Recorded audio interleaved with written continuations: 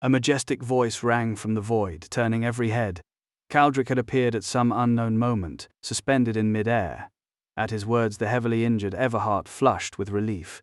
Darius glared at Kalen, naked impatience in his gaze. He wanted the disciple punished, killed even, for the capital offense of striking a steward. Kalen frowned upward. Recognizing Caldric, he let out a silent breath, wondering whether the man would condemn or protect him. Darius dismissed the hope instantly.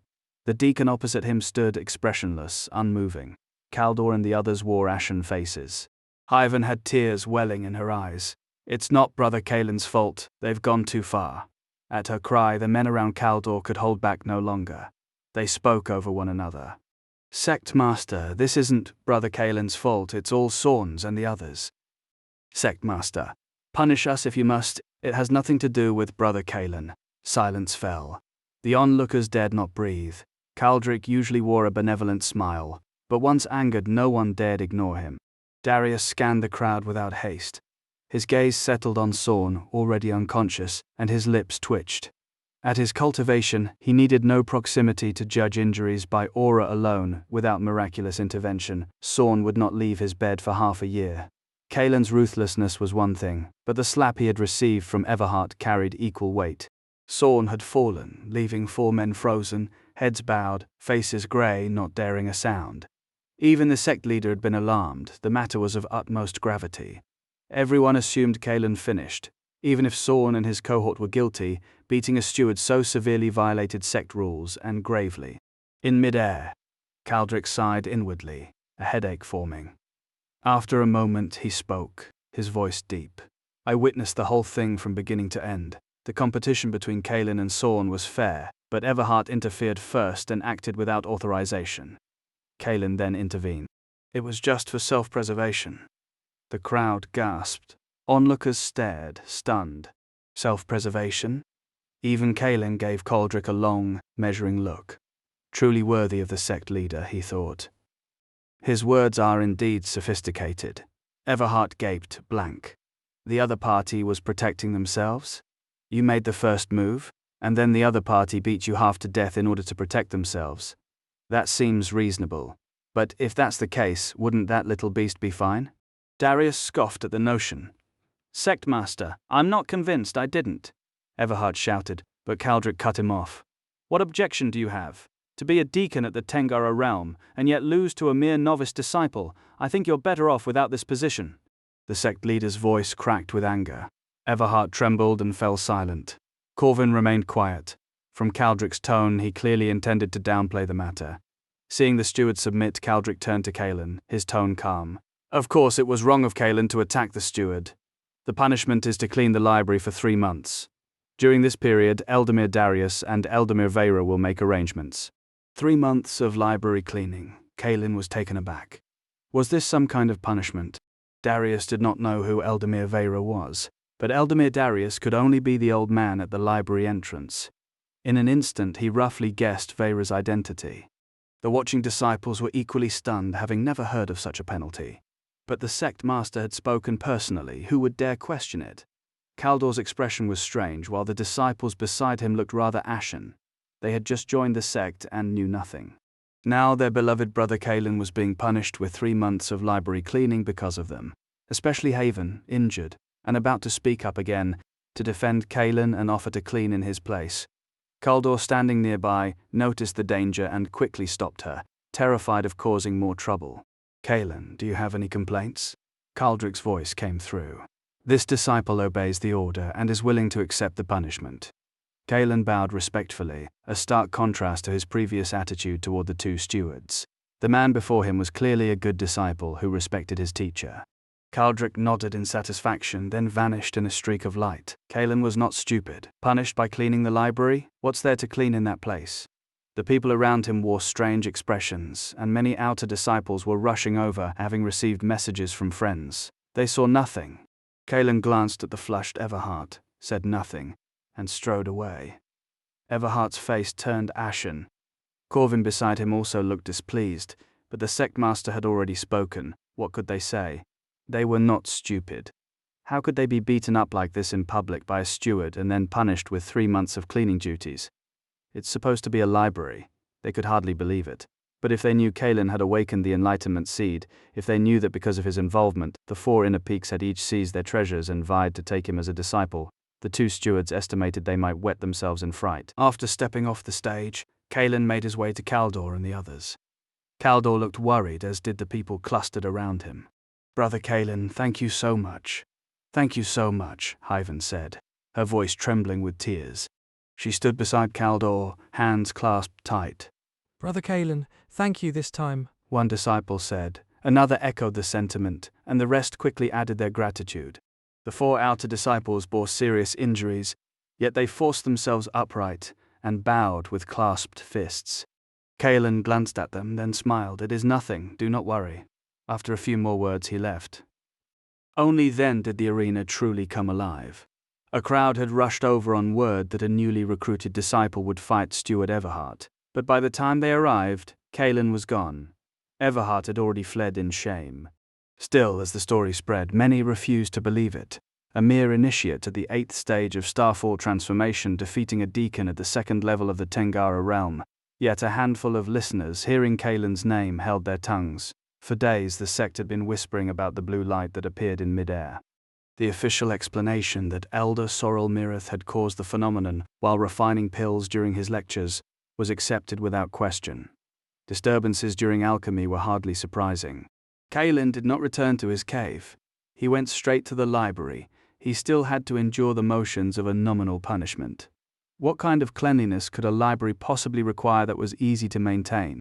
At the entrance, 2 old men sat over a chessboard, a pot of tea steaming beside them, just as they always did. They did not turn to any outsider. They appeared absorbed in their game. Kalen approached respectfully, bowed, and clasped his hands. Disciple Kalen greets Elder Darius and Elder Vera. He held genuine respect for them. When he first came to the library, they had treated him kindly, even offering him the chance to choose a cultivation method again. At the time, his enlightenment seed had not yet awakened, and he remembered the kindness shown to him when he was still lowly. Old Darius chuckled. "Not bad. That old fellow Kaldric just came over." Vera, standing to the side, glanced back, surprised. Kalen has truly reached the 8th level of Starfall transformation. Impressive that he actually defeated someone at the 2nd level of the Seraphis realm. Neither had been present, but Kaldric had briefed them. "Just luck," Kalen said, clasping his hands in humility. "Luck or not, it proves your potential." Darius turned his head, gaze sharpening. "The technique you used, shifting stars." Kalen paused, then nodded. He had indeed used the shifting stars technique from the shifting stars story. No one in the Zerith Immortal sect had mastered it in countless years, so naturally no one remembered the name. "Not bad. This enlightenment seed, truly powerful." Darius sighed wistfully.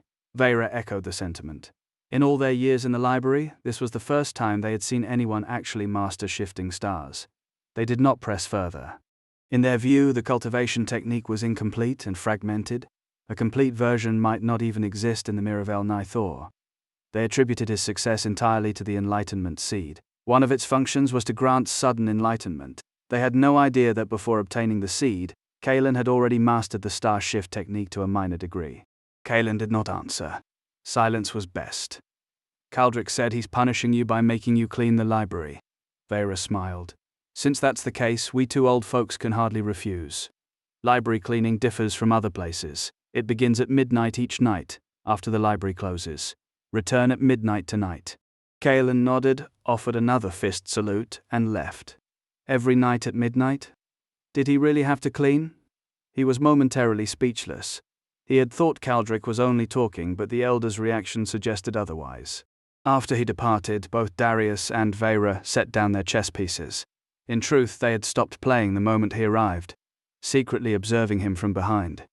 Pride had kept them feigning indifference. "Did you see that? The boy has actually reached the 8th level of Starfall transformation," Darius exclaimed. "I saw.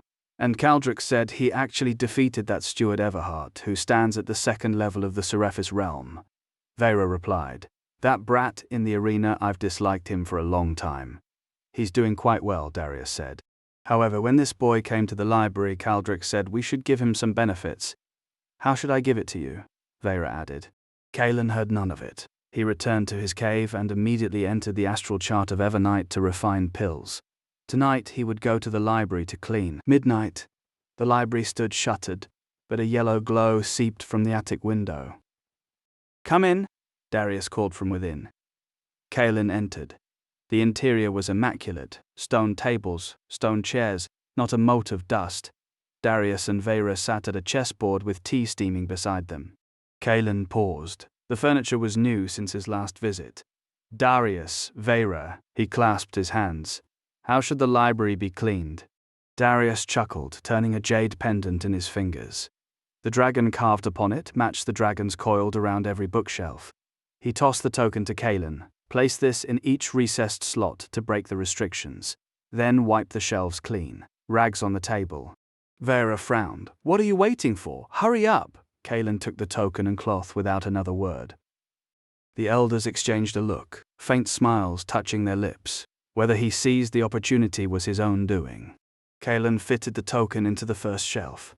The protective array dissolved. He began wiping, methodical and thorough. The elders probed with divine sense, both surprised. He worked with the practiced efficiency of someone who had scrubbed floors since childhood. Menial labor in the Korath household, no servants to spare him. The elders knew only the outline of his past. The details would have shamed their doubt. He wiped each shelf 3 times on the first floor. Darius and Vera grew restless. They had given him every elder token in the library. The prohibitions were lifted. Wasn't he curious? Didn't he want the techniques? Caldric had visited days earlier, asking them to let Kaelin study here. This scheme was their answer. The result, a block of wood. It didn't seem like it. "What should we do? Remind him." Darius sent. "Huldris, we can't say it openly, that breaks the rules. This little guy isn't getting it. Too shy with us watching? Should we leave?" "Good idea." They ended the transmission, nodded and rose. "Kaelin, we're leaving. Clean every shelf thoroughly, carefully." Darius emphasized the last word. They slipped out. Assuming embarrassment held him back. Kaelin turned to reply. Empty chairs. Cold tea. He sighed and returned to work. The first floor held yellow rank arts. He had no interest. The weakest techniques he knew were profound level. An hour later he climbed to the second floor. Profound rank. Fewer shelves, but the token in his hand opened them all. He cleaned with the same care, pausing when a manual caught his eye. He read the introduction, murmuring, "This technique is quite good." A thought struck him. "Am I allowed to peek?" "They're gone. I'm the only one here. They sent me to do meaningless work. Could it be?" His eyes lit. He glanced around, truly alone. He pulled a manual from the shelf and opened it. Lyric Hastael mid-grade Ashen level spear technique. Outside in the void, Darius and Vera exhaled in unison. This little guy has finally gotten the hang of it. The 2 elders lingered outside the library long after they claimed they would leave. They had meant to remind Kaelin of something. What, exactly? They could not say aloud, and so they stood in silence, watching through the window as he swept the first floor with methodical care, never once glancing at the cultivation manuals lining the shelves. Vera pressed a hand to his forehead, groaning. Darius exhaled a breath that might have been a curse. For years they had tended this archive together, and never had Darius granted such latitude. The result was maddening, a boy who did not appear stupid, yet ignored every technique within reach. They did not know that Kaelin simply disdained yellow rank methods. On the second floor, the obsidian hall, Kaelin stood before the shelf holding the lyric Hastael for half an hour. One hand cradled the manual, the other gripped a rag, ready to feign cleaning at any intrusion. When Darius finally reclaimed the book, a sharp glint cut through his gaze. Favoritism, certainly. The whole process had been transparent. Both elders had approved this. Half an hour to skim a mid-grade Ashen technique was hardly mastery, but it was a foothold. Kaelin could read in the evenings, cultivate by day, return for clarification. The thought thrilled him, access to every technique in the outer sect library. The third floor, the earth level, held dozens of Ithorian methods. The sect was treating him well. Satisfied he had caught on, Vera and Darius exchanged a wry smile and departed as streaks of light. They could return before dawn. Caldric had ordered the back door opened mainly because the inner sect selection assessment began in a month. Missing it meant a year's wait. They could force Kaelin through other channels, but that risked exposing his enlightenment seed. Talented disciples often vanished between sects. Major powers routinely assassinated rivals, and the Zareth Immortal Sex Protective Array could not hold forever. Whether granting him the Halor essence or this library access, the logic was the same. If he could not enter the inner sect on his own merit in a month, they would need other ways to protect him. Kaelin remained unaware. For the next 7 nights he arrived before midnight, worked diligently, and spent his days in the cave practicing what he had memorized. He learned quickly 2 spear methods, 1 saber technique, 1 sword technique, all mid-grade Ashen level, greatly expanding his repertoire. He lacked not cultivation methods but martial skills, and the library supplied them.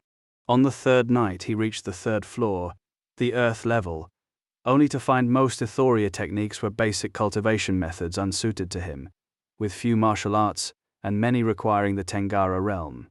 He left speechless. During this period Kaldor brought the 7 outer disciples Kaelin had helped to his cave. Their injuries had healed enough for travel. Because he had stood up for them and been punished by the sect leader, they felt intense guilt. Even the 3 women wept apologies. Kaelin was at a loss but could not explain. He simply told them not to worry, that he was fine, and to call him if it happened again. Deeply moved, they spread word that he was a good man, not the jinx rumors claimed, vowing to clear his name. Thus, 7 consecutive nights passed. By day he drilled the arts he had memorized. Then his golden token flared. A visitor had come to his cave. Kaelin stared, stunned, at the last person he expected. Isolde. Why would this woman come looking for him? The thought struck Darius as the stone door swung open, revealing Isolde standing on the threshold, silent and unreadable. He waited. She said nothing. Finally he coughed. Isolde, what brings you here? You lecherous thief. Darius's hand twitched toward his sword. He exhaled, forcing the impulse down. I came here to ask you to team up with me and go on a mission together. Rivara? What mission? He had never set foot in the Rivara pavilion since joining the Zareth Immortal sect. There's a city under the sect's jurisdiction where cultivators have been disappearing. The bodies turn up mummified, signs of evil arts. The mission pays high contribution points, but it's dangerous. Requires a team of at least 3. 3 even with me. That's not enough. I already asked Varric, he agreed. Darius almost refused on the spot.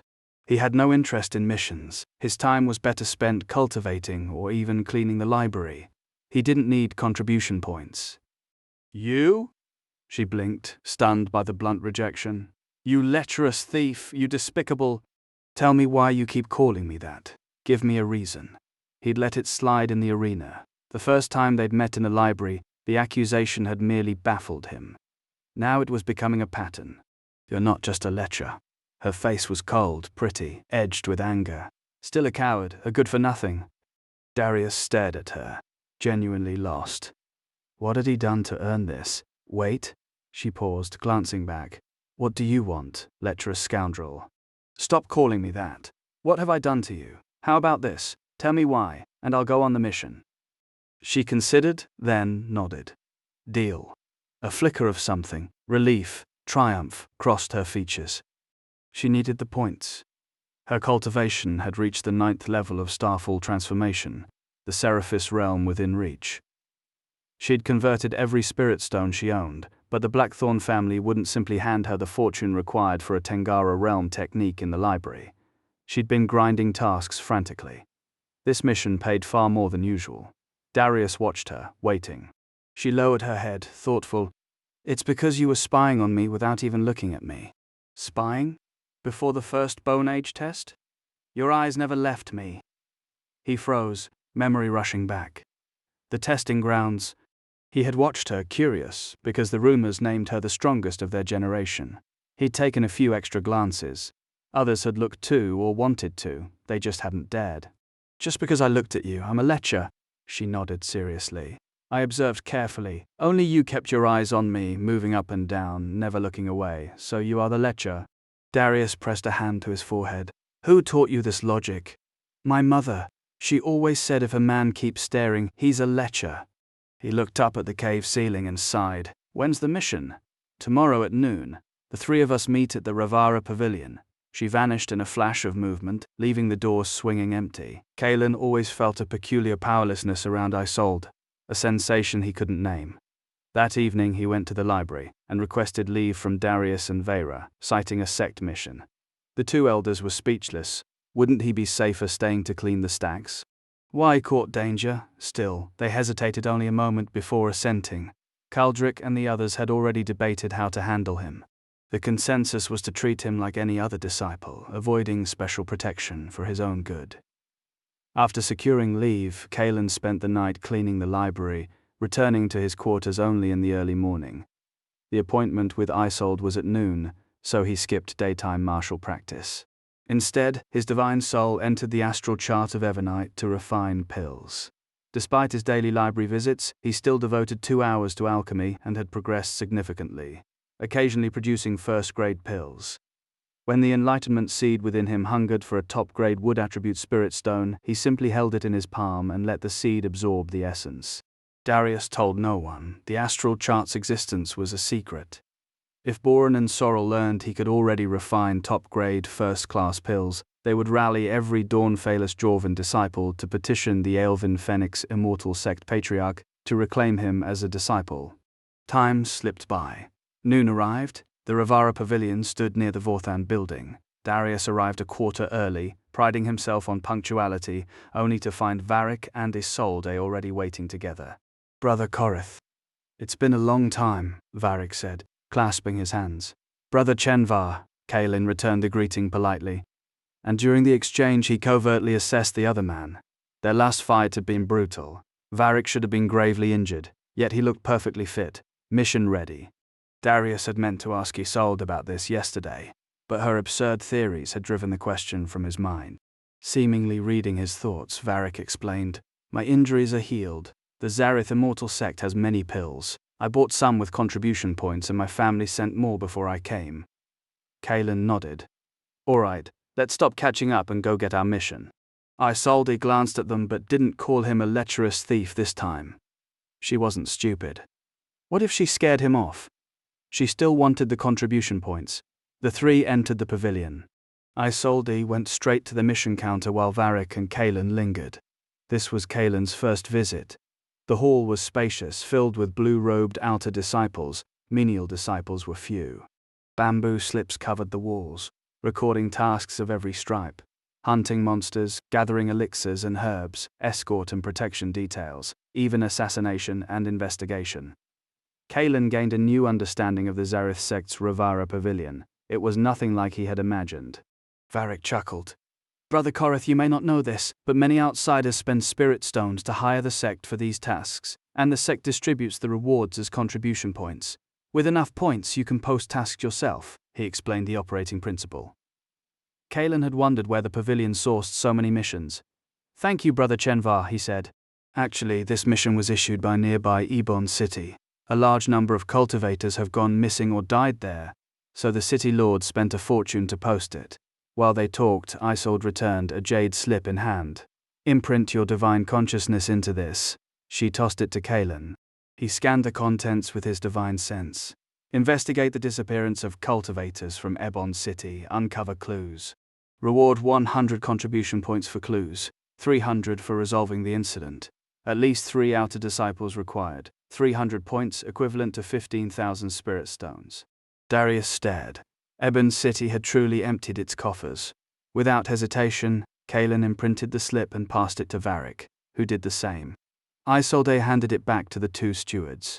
They verified the imprints and nodded to each other. The task was accepted. The 3 disciples strode out and set off directly for Ebon City. It was the first time Kalen had left the Zareth Immortal Sect since his arrival. Kalen and his 2 companions had barely cleared the gates of the Zareth Immortal Sect when word reached Caldric, the outer sect leader. In truth, he had known since the previous day when he visited Darius and Vera. Darius had not intervened. It would have been pointless.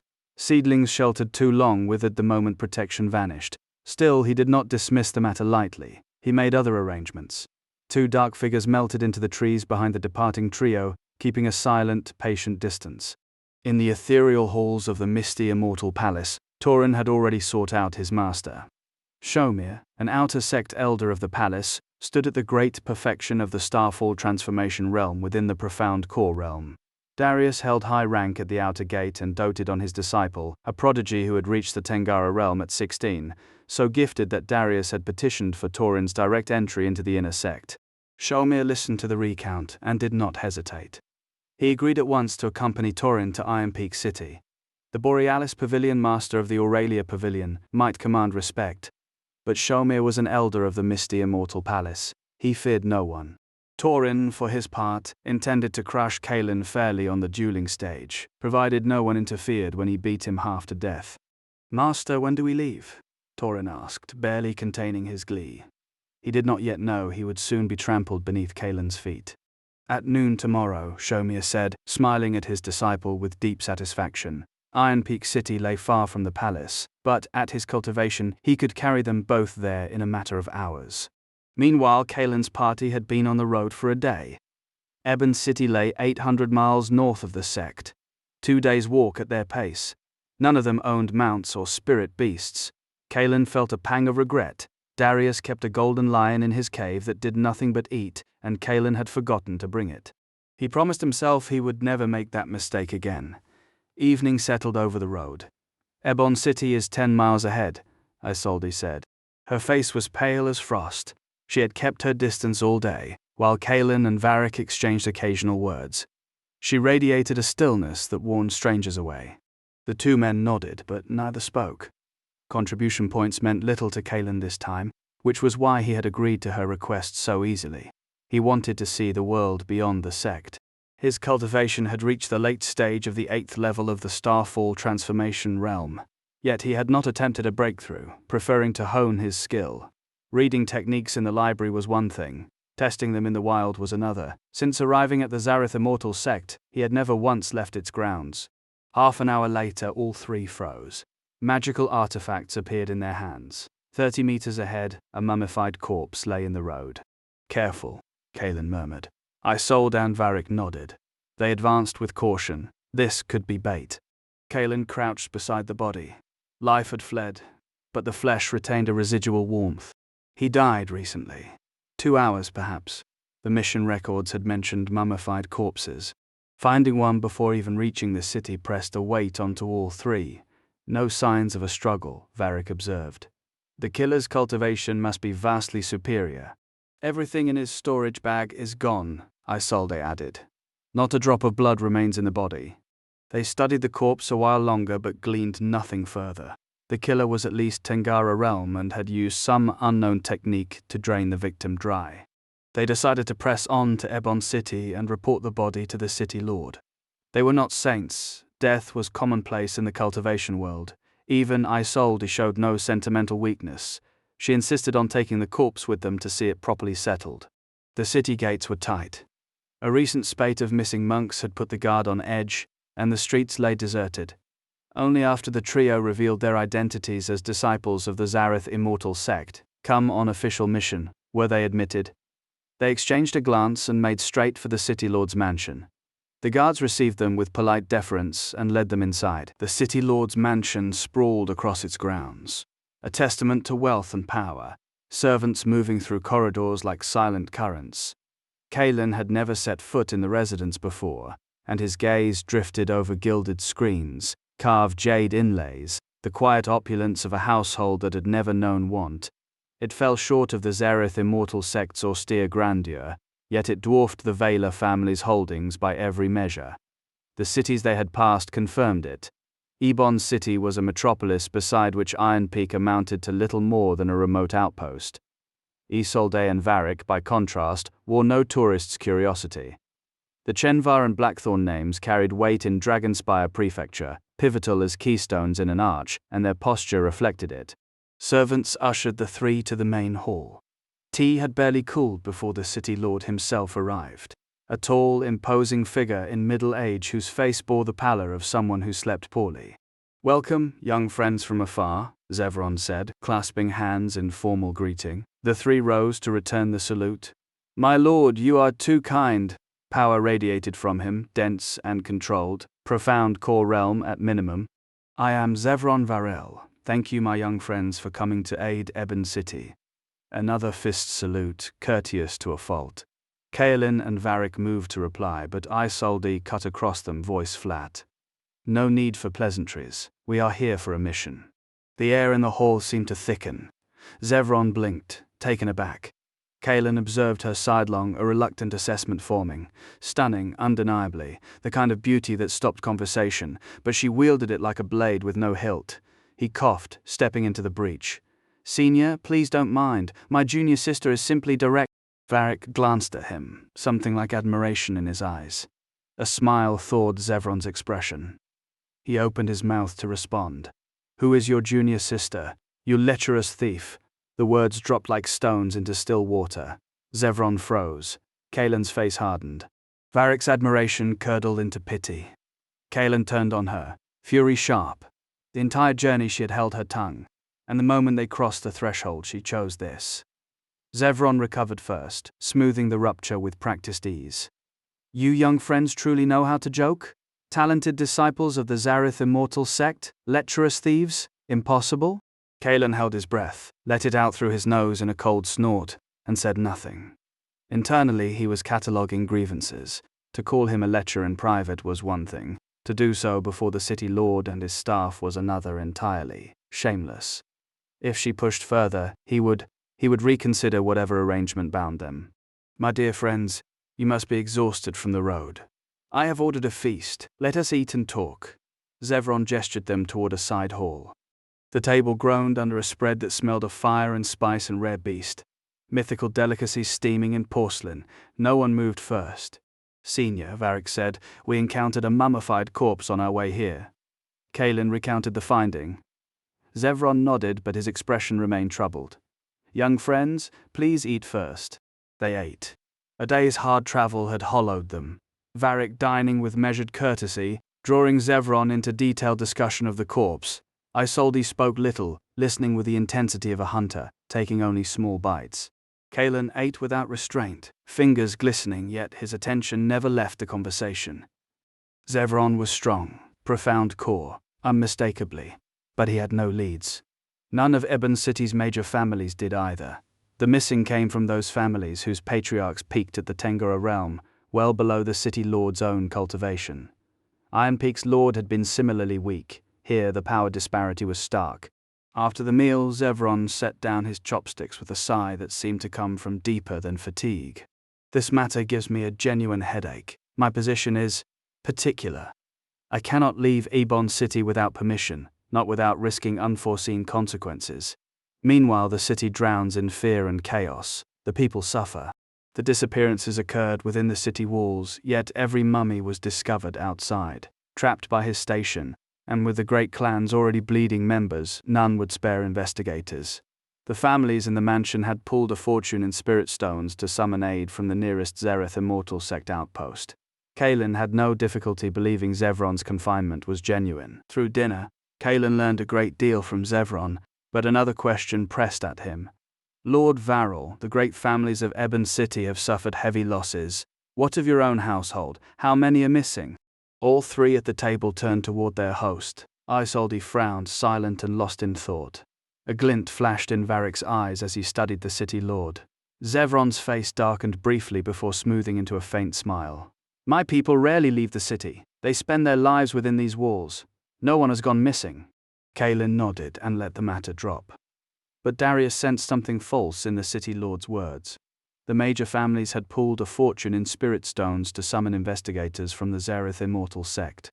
Upon entering the mansion, Darius had noted the constant traffic of people coming and going. Yet Zevron showed no anxiety. The four continued chatting.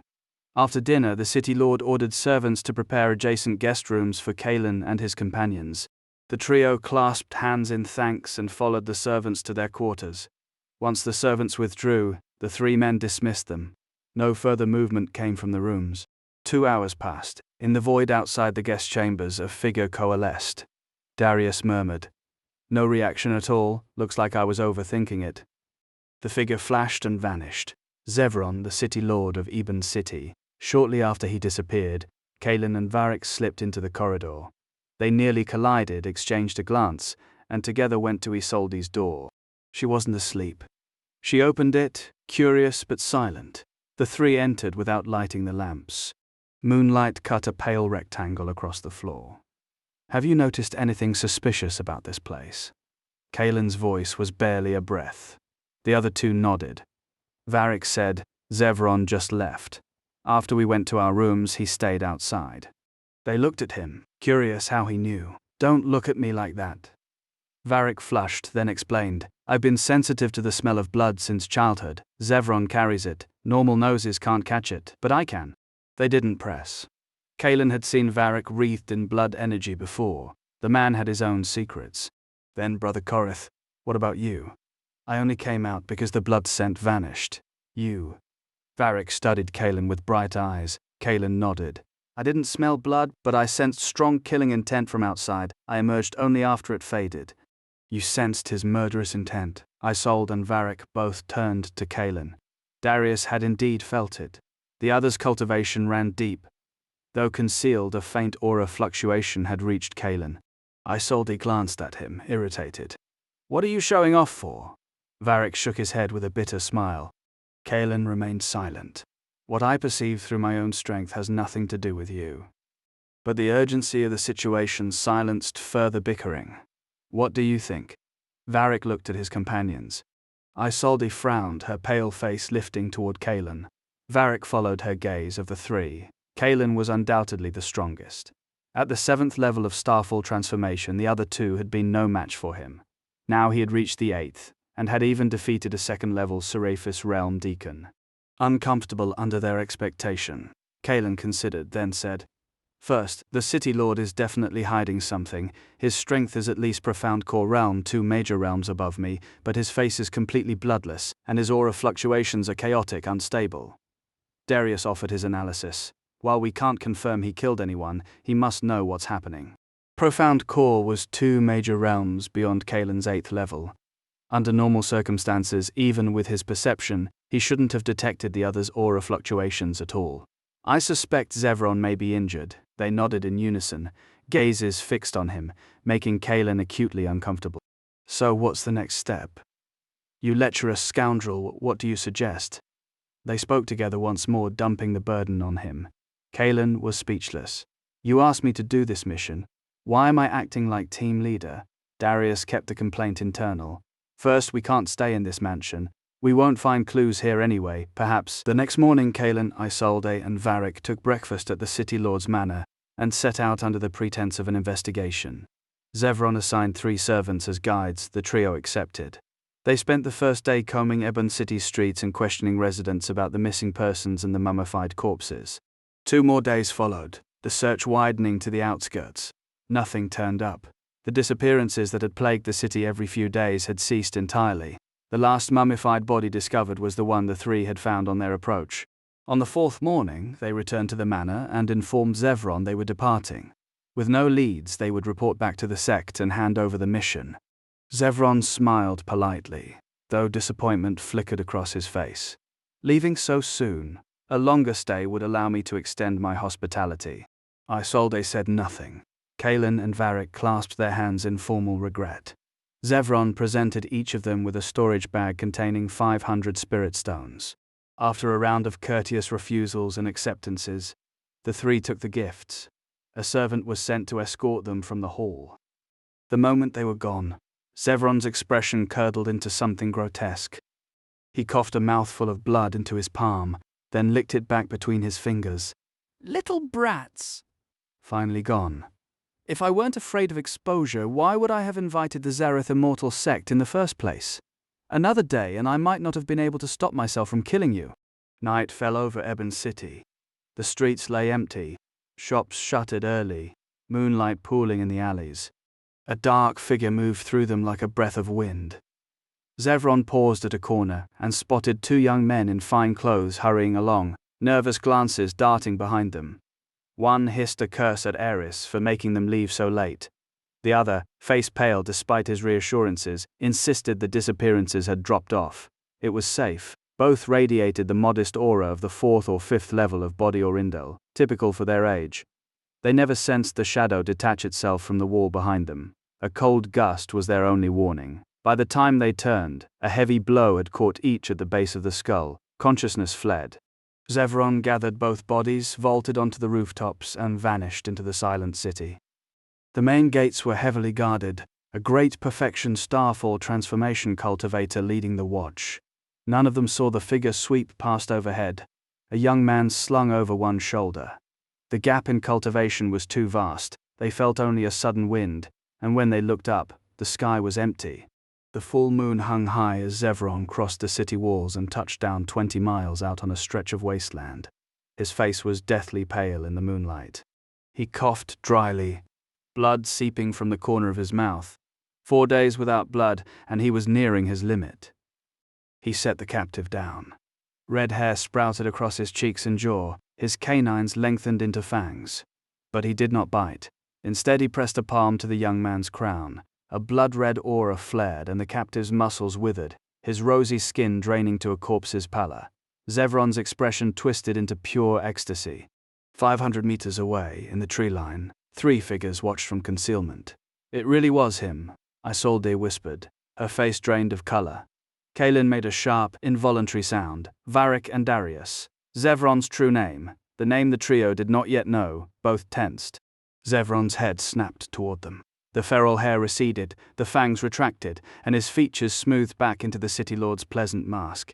In a single motion he bridged the distance, appearing 300 meters away at the forest's edge. "My 3 young friends," he called, voice warm, smile wicked. "Why not come out? I think there's been a misunderstanding between us." Isolde's frown deepened. She knew with sick certainty that she had made a mistake. Kaelin and his 2 companions moved through the wasteland forest with grim purpose. Their investigation had traced the bloodless mummies to this stretch of ground outside Ebon City. Corpses left exposed to the sun, drained dry without a mark upon them, the signature of evil arts. All evidence pointed to Zevron, the City Lord. They knew the odds. Even together they were no match for a profound core cultivator. The plan had been to watch from concealment, confirm their suspicions, and slip back to the Zareth immortal sect for reinforcements. Their mission required only evidence, not a kill. Kaelin, at the 8th level of Starfall transformation, had assessed Zevron at early profound core, formidable but injured. An uninjured Obsidian Dawn expert would have sensed them regardless. As it stood, their suppressed auras should have gone undetected. Then Isolde spoke. "Young friends, I know you're here, come out. I think we can have a talk." Zevron's voice carried from the manor's shadow, warm and reasonable, a jarring mask over the bloodlust they had witnessed. "What you have done is wrong. When you came to my City Lord's mansion, I treated you well, and when you left, I even gave each of you spirit stones as a reward. But what have you done? Not only did you not leave obediently, but you also secretly staked out this place. Do you not trust me?" The warmth curdled into cold steel. Isolde pressed her lips shut, realizing too late. Kaelin and Varric needed no signal, her voice had betrayed them all. "Fine, fine, fine. Since you do not want to show yourselves, then do not blame me." Zevron's aura erupted, violent and inhuman. He rose into the night sky, fireballs blooming in each palm. He hurled them indiscriminately, explosions tearing through the forest, lighting the darkness with the raw destructive power of the profound core realm. Varric's face hardened. Flight was impossible. They could not outrun this. Isolde's expression was calm, touched only by regret for the others. Kaelin did not move. His eyes tracked Zevron's erratic barrage, cold and calculating. The City Lord floated above the burning tree line, his injuries blurring his senses. The fireballs served as both artillery and illumination. To him, 3 sub-Tengara cultivators were insects, crushable with a thought.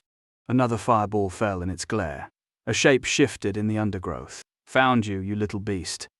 Zevron laughed, feral and triumphant, and plunged toward the figure, Kaelin standing exposed. Isolde and Varric tensed, helpless. 3 against 1 injured profound core. The gap was absolute.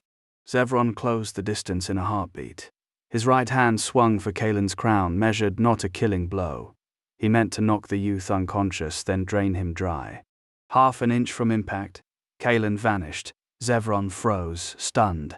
A Starfall transformation cultivator had simply ceased to exist beneath his perception. Then golden light flared behind him. The Raventh Silthortanus drove through his chest. "Die." Kaelin's roar carried every ounce of his spiritual reserves. Shadow shift, fused with his strongest technique, a gamble staked on a single opening. He had baited the strike, offered himself as target, all to buy his companions a chance to flee. Thunder cracked. Wet impact. The golden palm print punched through heart and spine. Zevron's face twisted.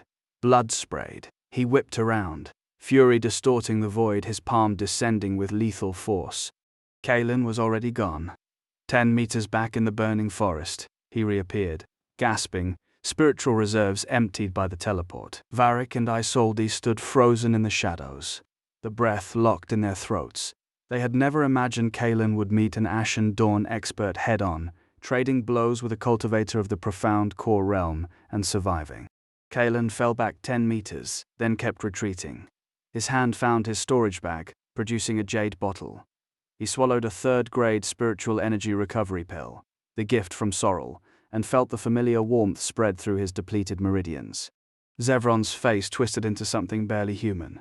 A bloody hole gaped in his chest, his eyes shot through with crimson veins. He spat curses at the little beast, declaring him dead a dozen times over, but the heart wound that should have killed any mortal barely slowed him. At the profound core realm and beyond, cultivators transcended the body's mortal limits. The Oramis core, once condensed, became the true seat of life, indestructible unless targeted directly. The flesh was merely a vessel now, replaceable, repairable. Kalen didn't wait to admire his handiwork.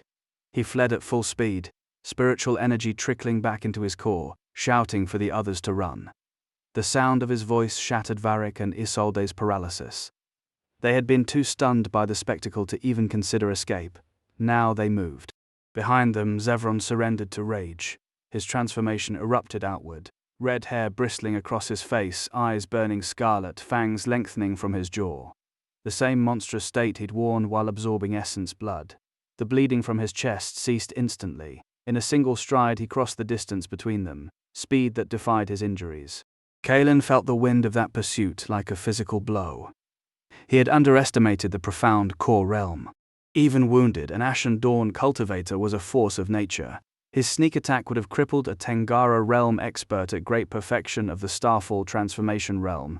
Against Zevron it had barely drawn blood. No time for analysis. The enemy materialized at his back, murderous aura and blood energy coiling around a palm strike meant to pulp him. Kalen gritted his teeth and invoked Shadow Shift the instant the attack landed. Zevron's pupils contracted. He was ready this time, wary of another counter, but Kalen had no strength left for offense. He reappeared 10 meters away and ran, legs burning, spiritual reserves scraping bottom. He couldn't teleport again. If caught now, he died. Zevron accelerated, closing the gap with terrifying ease. A Starfall transformation cultivator could not outrun a profound core expert. It was virtually impossible. The pursuer's bloodshot eyes tracked Kalen's fading energy signature, and he roared for them to prepare for death. Kalen's lungs screamed. His legs moved on instinct alone. Then Zevron produced 2 more jade bottles. He downed the last of Sorrel's recovery pills, then clutched the second bottle with white-knuckled desperation. The Galvorn burning Pilvora looted from Gavric, an outer disciple of the misty immortal palace. Gavric had nearly lost his mind to it, his body berserking as strength surged through him. The side effects were horrific, obvious. Kalen would never take it willingly, but faced with certain death, choice evaporated. Zevron's clawed hand closed on empty air as Kalen stumbled forward, then the night split open. A jet-black sword aura screamed through the darkness, fast and perfectly concealed in the gloom. Even Zevron, for all his heightened senses, hadn't detected it until it was nearly upon him. Already reeling from Kalen's strike and his own berserk transformation, he refused the risk. He abandoned his attack and retreated in a single explosive motion. Kalen didn't swallow the Pilvora. He stood stunned, the bottle trembling in his grip, staring toward the source of that sword energy. Isolde gasped for breath, both hands locked around the massive black blade. Sweat soaked her pale face. She called him a lecherous thief and demanded to know why he wasn't running. She had poured everything into that strike to buy him an escape, and he stood there like a fool. The word broke his trance. Kalen bolted, every fiber straining. Isolde turned and ran beside him. Behind them, the sword energy gouged the earth.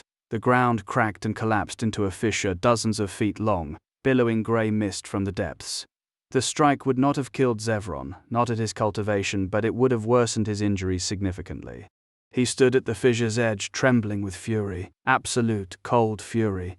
He vowed to kill them all, insects, beasts, every last one, and launched himself forward again, faster than before, the killing intent a palpable weight in the night air. A profound core cultivator fell first, his chest pierced by Kaelin's palm strike. Then Darius was driven back by a girl in the Starfall transformation realm wielding sword energy, a humiliation that sent him spiraling into something far worse than rage. The ground shattered beneath his feet with each step, shockwaves pulsing outward to flatten vegetation for meters in every direction. Kaelin cursed. Darius had barely gained 100 meters of distance, exploiting the moment Zevron was forced back, yet he returned in a heartbeat. Isolde's face was bloodless, her knuckles white on the black greatsword.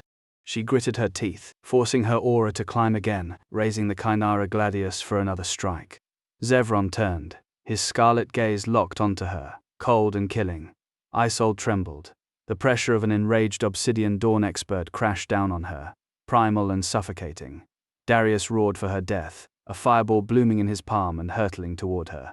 She couldn't condense sword energy in time. The projectile closed the distance in a blink. At point-blank range, evasion was impossible. She brought the massive blade down to block, but she had underestimated an Ashen Dawn expert's attack. The fireball detonated on contact, a violent bloom centered on her that obliterated vegetation within tens of meters and sent rippling shockwaves through hundreds more. Isolde was blasted backward, her blue outer disciple robe burning, her body a ruin of injuries. Zevron didn't bother finishing her. He wanted Kaelin dead first. When Kaelin saw her state, something twisted in his chest. Darius had been clutching the jade bottle containing the Galvorn burning Pilvora in his left hand the entire time. Kaelin had no choice now. He took it. Not because the pill could bridge the gap between him and Zevron, he knew it couldn't. It would only buy him a sliver of time, a slightly better chance to escape. He took it to buy that chance for her. Zevron screamed for his death, a massive hand snapping toward Kaelin. An invisible sword aura slipped between them in that instant. Kaelin flinched. Zevron froze, then his face contorted. The arm reaching for Kaelin severed cleanly at the shoulder, spinning away into the air. The man retreated at lightning speed, turning to flee without hesitation. Someone who could take his arm without him sensing the attack had to be a true powerhouse. He'd flown only a few dozen meters before he slammed into an invisible light barrier blocking his path.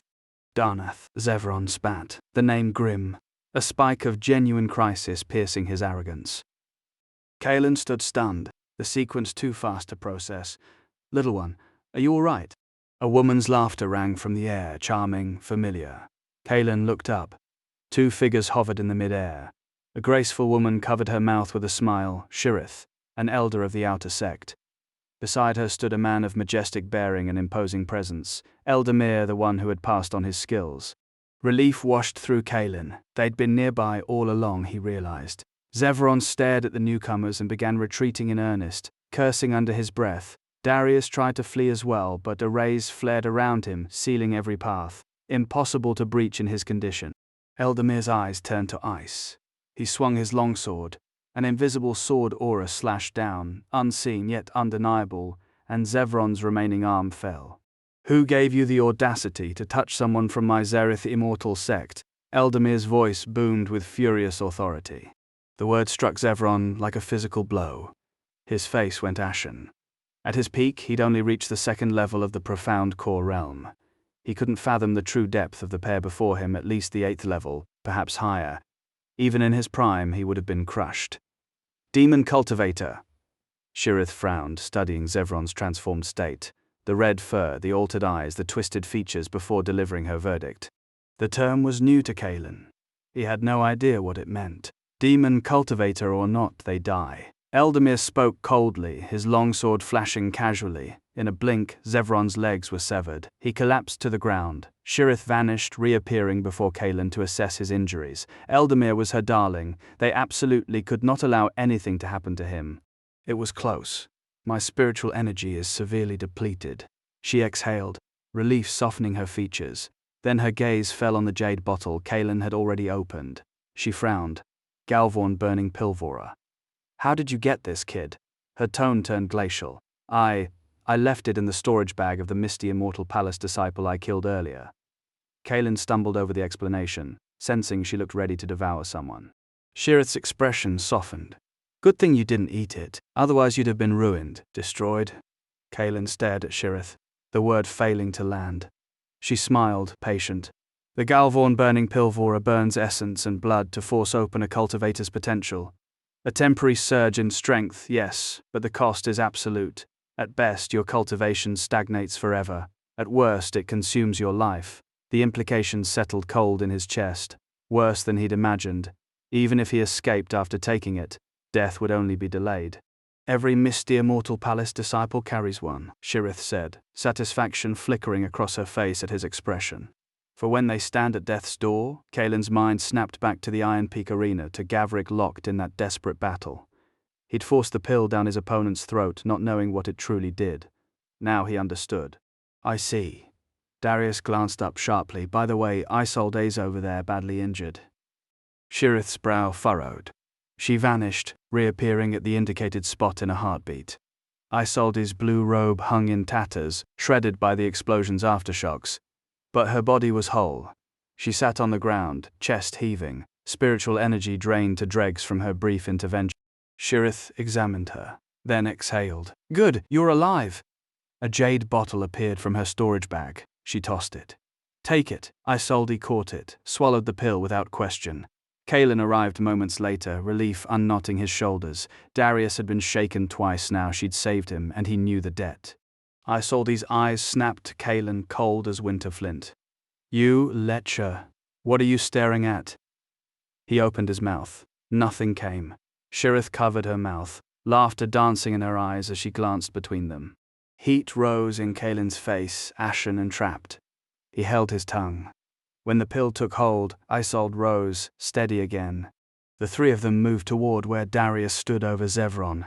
The demon cultivator had been reduced to a human stump, limbs severed, face twisted beneath a mask of red hair, fangs still bared in defiance. Tell me, Darius said, voice devoid of warmth, looking down. How did you become a demon cultivator? I have no idea. Darius frowned. His sword flashed, cold steel precise. Zevron's ear hit the dirt. Explain. Silence. The other ear followed. Explain. The torture was methodical, ruthless. Soon Zevron was a ruin of bloody holes. His mouth the only intact feature left. Isolde turned away, refusing to witness. Shirith's frown deepened, but she said nothing. Kaelin watched with cold eyes, his hand itching for the killing stroke. I nearly died because of that old bastard. Still won't talk? Shirith asked quietly. Darius shook his head. We'll take him back to Zareth Immortal Sect, question him there.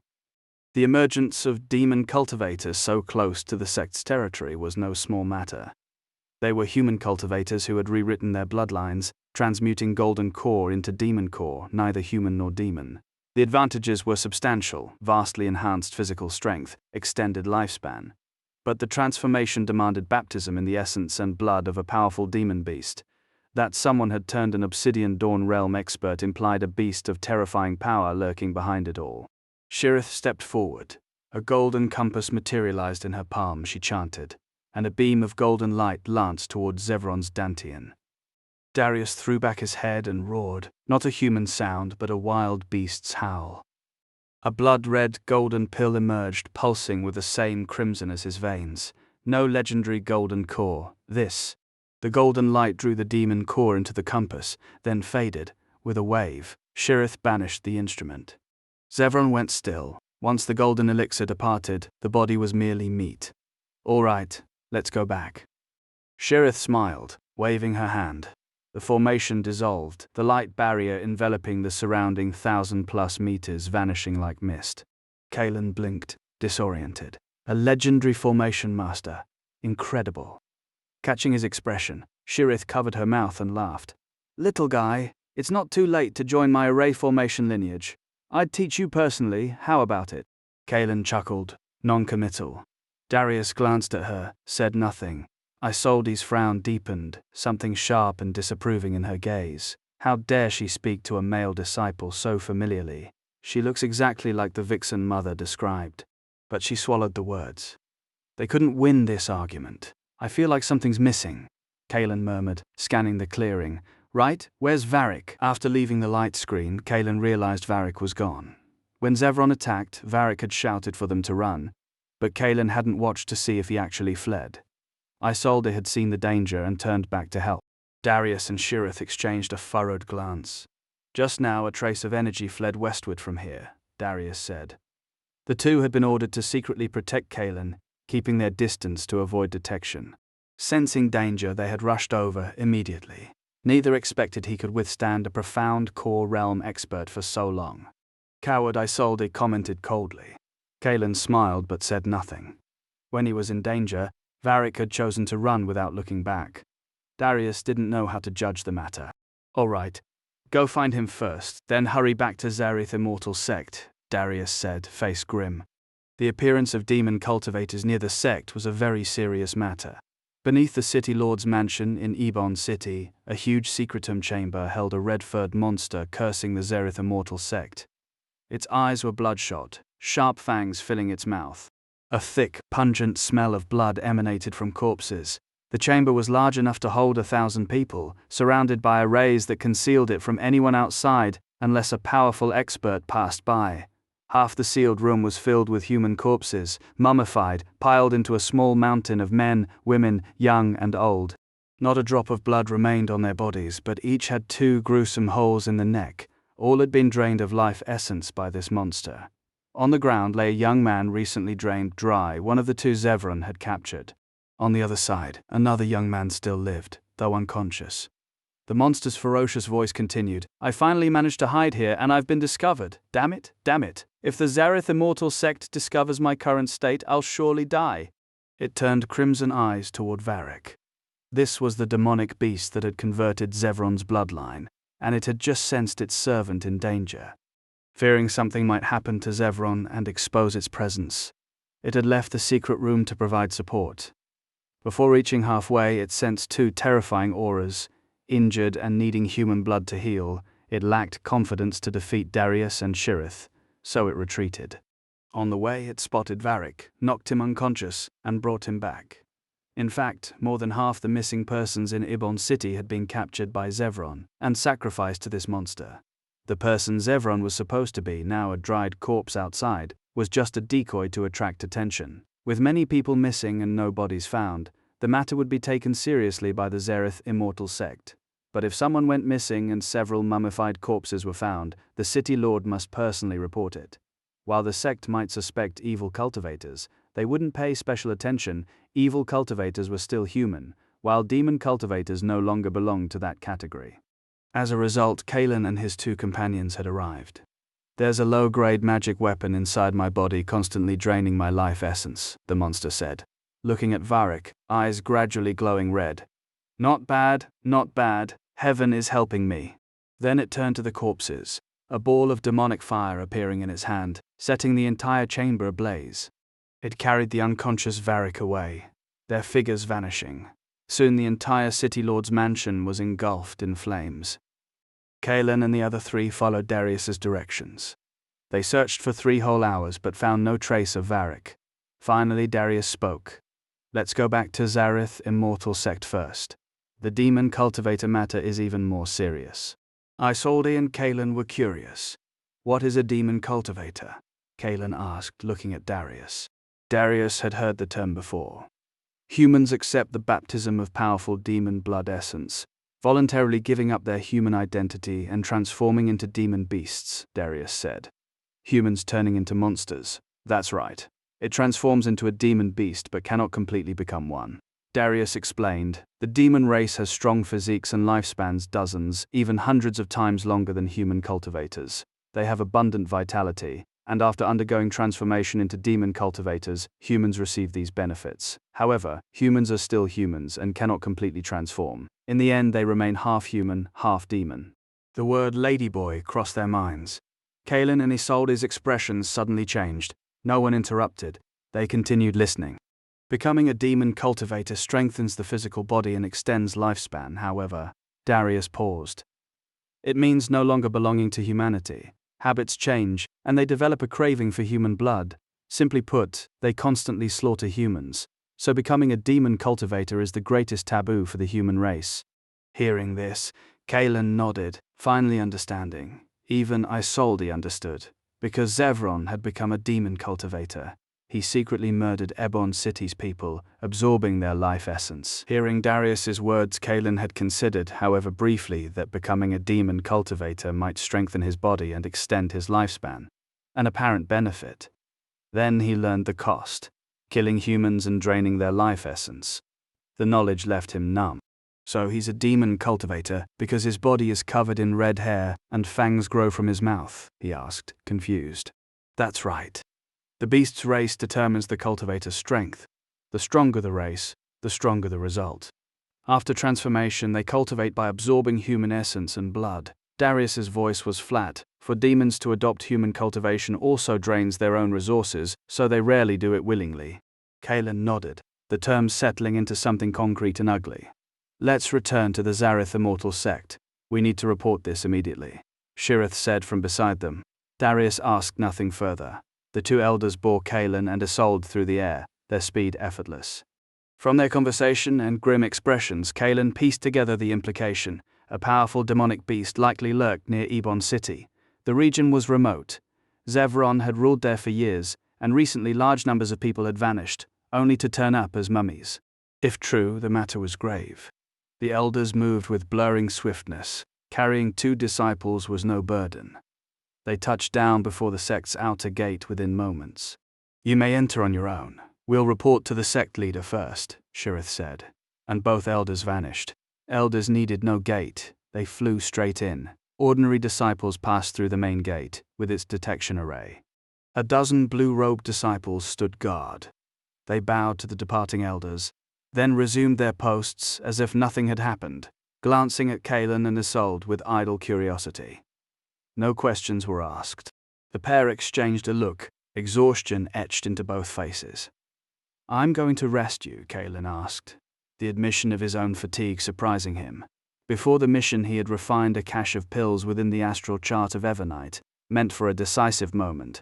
Facing a profound core realm expert, he had never found the breath to take one. Death could have come in a heartbeat. I must return to my cave first. Isolde's face had already hardened back into its usual cold mask. Kalen was left speechless. Darius turned to leave, but a voice called from behind. Brother Kalen, are you all right? Both turned. Varric approached, pale. Isolde raised an eyebrow, snorted, and walked away without a word. Kalen looked at Varric, surprised. I'm fine. 2 elders happened by and saved us. What about you, Brother Varric? Fortunate an elder was passing.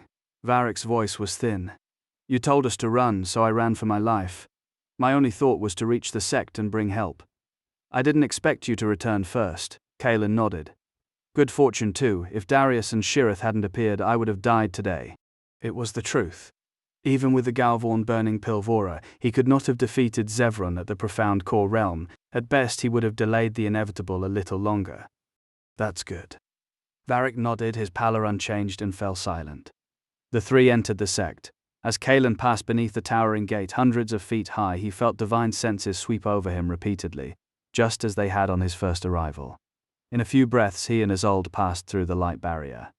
Varric was noticeably slower, but the screen neither blocked him nor sounded an alarm. All 3 were clean. Brother Kalen, Isolde, I'll take my leave. Varric clasped his hands in a fist salute and turned away. Kalen watched him go, brows furrowing. Something felt off, though he could not name it.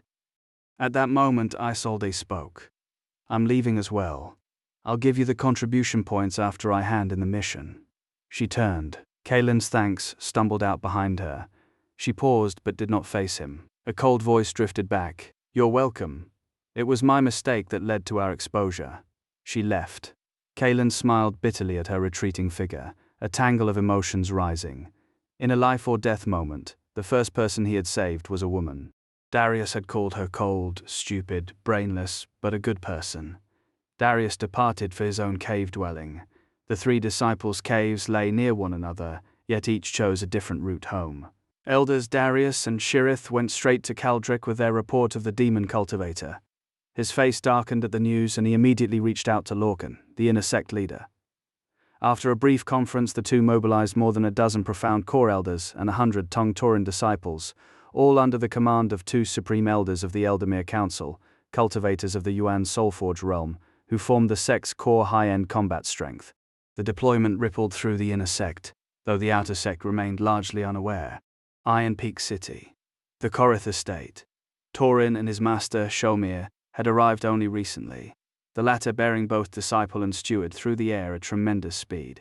In the days since, Roderick and his wife had attended the visitor with utmost deference, a legendary expert of the profound core realm, a figure most in Iron Peak might never glimpse in a lifetime. Shomir took the seat of honor in the Korith Hall. As an outer sect elder of the misty immortal palace, the dominant power of the Marshalon Empyrean state, such respect followed him wherever he went. Torin stood to the side, his expression grim. Darius had intended to shatter Kaelin's limbs and drag him back like a carcass, but the boy had already vanished. The failure gnawed at him. Torin, what do you intend to do? Shomir asked calmly, his gaze holding a quiet depth. With such monstrous talent, he will surpass me in time. Master, I've sent people to investigate. The Borealis Pavilion master of the Aurelia Pavilion left Iron Peak some time ago. His whereabouts are unknown. Kaelin is trash. Darius must have fled to the Zareth Immortal Sect to escape me. Shomir nodded. The Zareth Immortal Sect is formidable. Even though the misty Immortal Palace surpasses them now, we cannot provoke a war lightly. Their foundation runs deep. They were once the overlord of this state. Diminished as they are, they still possess the teeth to make any conflict costly. Then there is truly no other way? Torin's eyes were ice. Darius hated Kaelin to the marrow and wanted him tortured to death. The elder paused. He sensed his disciple's impatience and ferocity, but offered no reproof. In his view, there was nothing wrong with claiming an opportunity from a waste, even if that waste was his own brother. Going to the Zareth Immortal Sect to seize someone is impossible, unless... Shomir's eyes cooled. We lure him back. We cannot move inside their sect, so why not act here in Iron Peak? Torin's eyes sharpened. Master, you mean, even if he joins the Zareth Immortal Sect, he will be an outer disciple at best, perhaps only a menial one, nothing remarkable. As an elder of the misty Immortal Palace, Shomir knew the sect's inner workings well. I will accompany you to the Vaylor family. You said he is now their son-in-law and disowns the Koriths, then let the Vaylors summon him. Give him a deadline, return within 10 days. For each day he is late, we kill one member of the Vaylor family. The words were calm, the undertone glacial. An outer disciple of the Zareth Immortal Sect dying in an arena match was a trivial matter. Much the same in the misty Immortal Palace, but dragging him from the sect itself would challenge the Zareth's reputation. And that was a line they could not cross. Torin bowed, overjoyed. Thank you, Master. Darius relayed the plan to Roderick and his wife. They received it with delight, the humiliation they had suffered before the Vaylors finally had its answer. The group set out in a grand procession toward the Vaylor mansion. Since Kaelin's departure, the Vaylor family's power had swelled. The spirit stone mine he had secured for them yielded tremendous returns. Even the manor's disciples saw their cultivation rise with the increased monthly allotment. The Korith procession drew a sizable crowd of onlookers. At the Vaylor gates, the Koriths drank in the spectacle. Who do you seek? The Vaylor servants trembled at the door.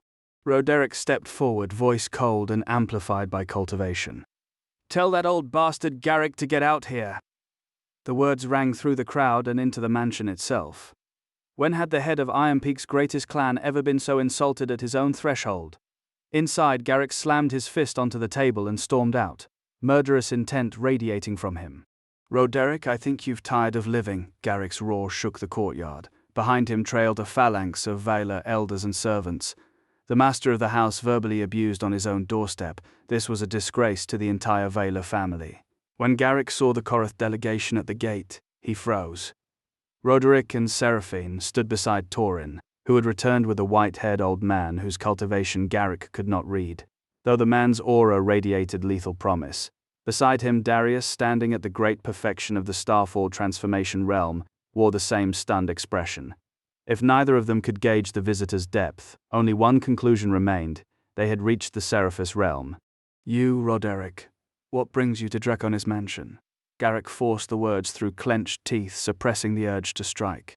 Roderick spat on the flagstones. Can't you tell? I'm here to cause trouble.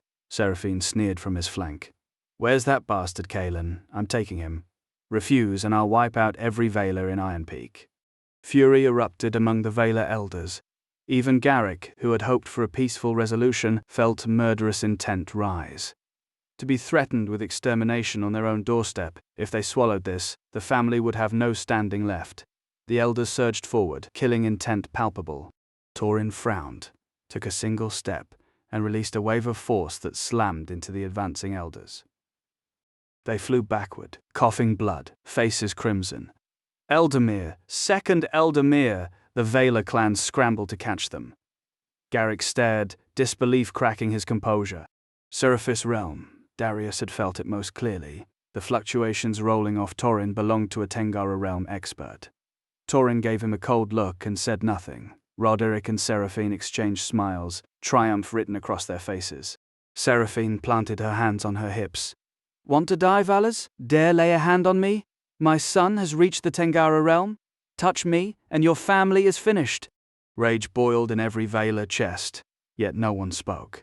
In the entire mansion, only the ancestor Branna possessed Tengara realm strength. At that moment, a white-haired figure materialized in the air above the courtyard, majestic, radiating authority. That illegitimate son courts death. Branna, patriarch of the Valars. He could not sit idle after such humiliation. Torin's frown deepened by the aura. Branno had reached the great perfection of the Starfall transformation realm within the Seraphis realm.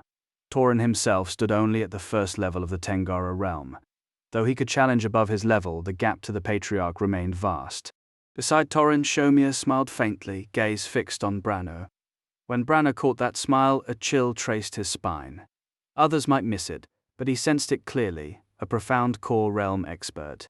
"Forward," Branno began, but Shomir merely waved a hand. A terrifying pressure swept the courtyard. Branno was struck mid-sentence, blood spraying from his mouth as he plummeted from the sky. "You dare insult my disciple to my face. You have a death wish." Shomir's voice was casual, as if swatting a fly. Terror seized the onlookers. The patriarch of Zareth immortal sect, the strongest man in Iron Peak City, defeated in a single gesture. Was the city about to be upended? Roderick and Seraphine, nervous when Branno appeared, now radiated confidence. With a profound core realm expert behind them, what was there to fear? Branno emerged from the residence moments later, pale blood trickling from his lips. The old man had not killed him, only taught a lesson. Even so, the patriarch bowed low. "Senior," Darius lowered his head beside him. Resistance meant annihilation. Shomir remained silent, disdainful of acknowledgement.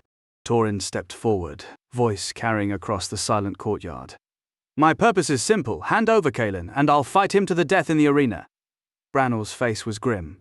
"Kaelin has already gone to the Zareth immortal sect. Darius is no longer with the Valar family."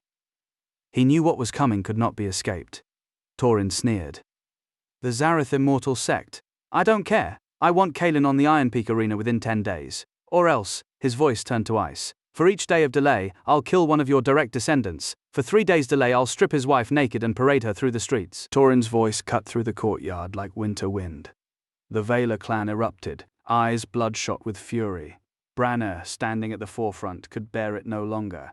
"If we delay even a day, will we kill one member of the Valar family?" 3 days later, he stripped his granddaughter naked and paraded her through the streets. "You illegitimate son, how dare you?" When had an outsider ever dared humiliate his family before his very eyes? But before Branno could move, Shomir, standing at the periphery, acted. A cold glint streaked toward the old man's abdomen. Branno coughed blood, his body hurtling backward through the high wall of the Valar mansion. He traveled a full 100 meters, shattering several houses before finally halting. "The Patriarch of Zareth immortal sect." The cries rippled through the crowd. "The Patriarch of Zareth immortal sect, Father." Silence fell like a shroud. Clansmen and spectators alike forgot to breathe. Garrick's face darkened, his jaw working. Every instinct screamed to rush forward, to fight to the death, but the clan's survival held him fast. His own father beaten before him, his daughter threatened with public degradation, yet he drew a ragged breath and forced himself still. Branna had no choice. Any move would doom the Valar family today. "The Valar family understands. We will send someone to inform Kaelin." Garrick lowered his head, bowing respectfully to Shomir. The old man smiled, unsurprised. Had the Valars refused, he truly would have wiped them from Iron Peak City. The misty immortal palace had the confidence to back it. Torin's face twisted with sneers. Arrogant since joining the palace, he had never taken the Veilers seriously. I return in 10 days. If I do not see Kaelin, your Draconis manor is in for a world of trouble. Branna turned and bowed to Shomir. Master, let's go. Shomir nodded and followed him away.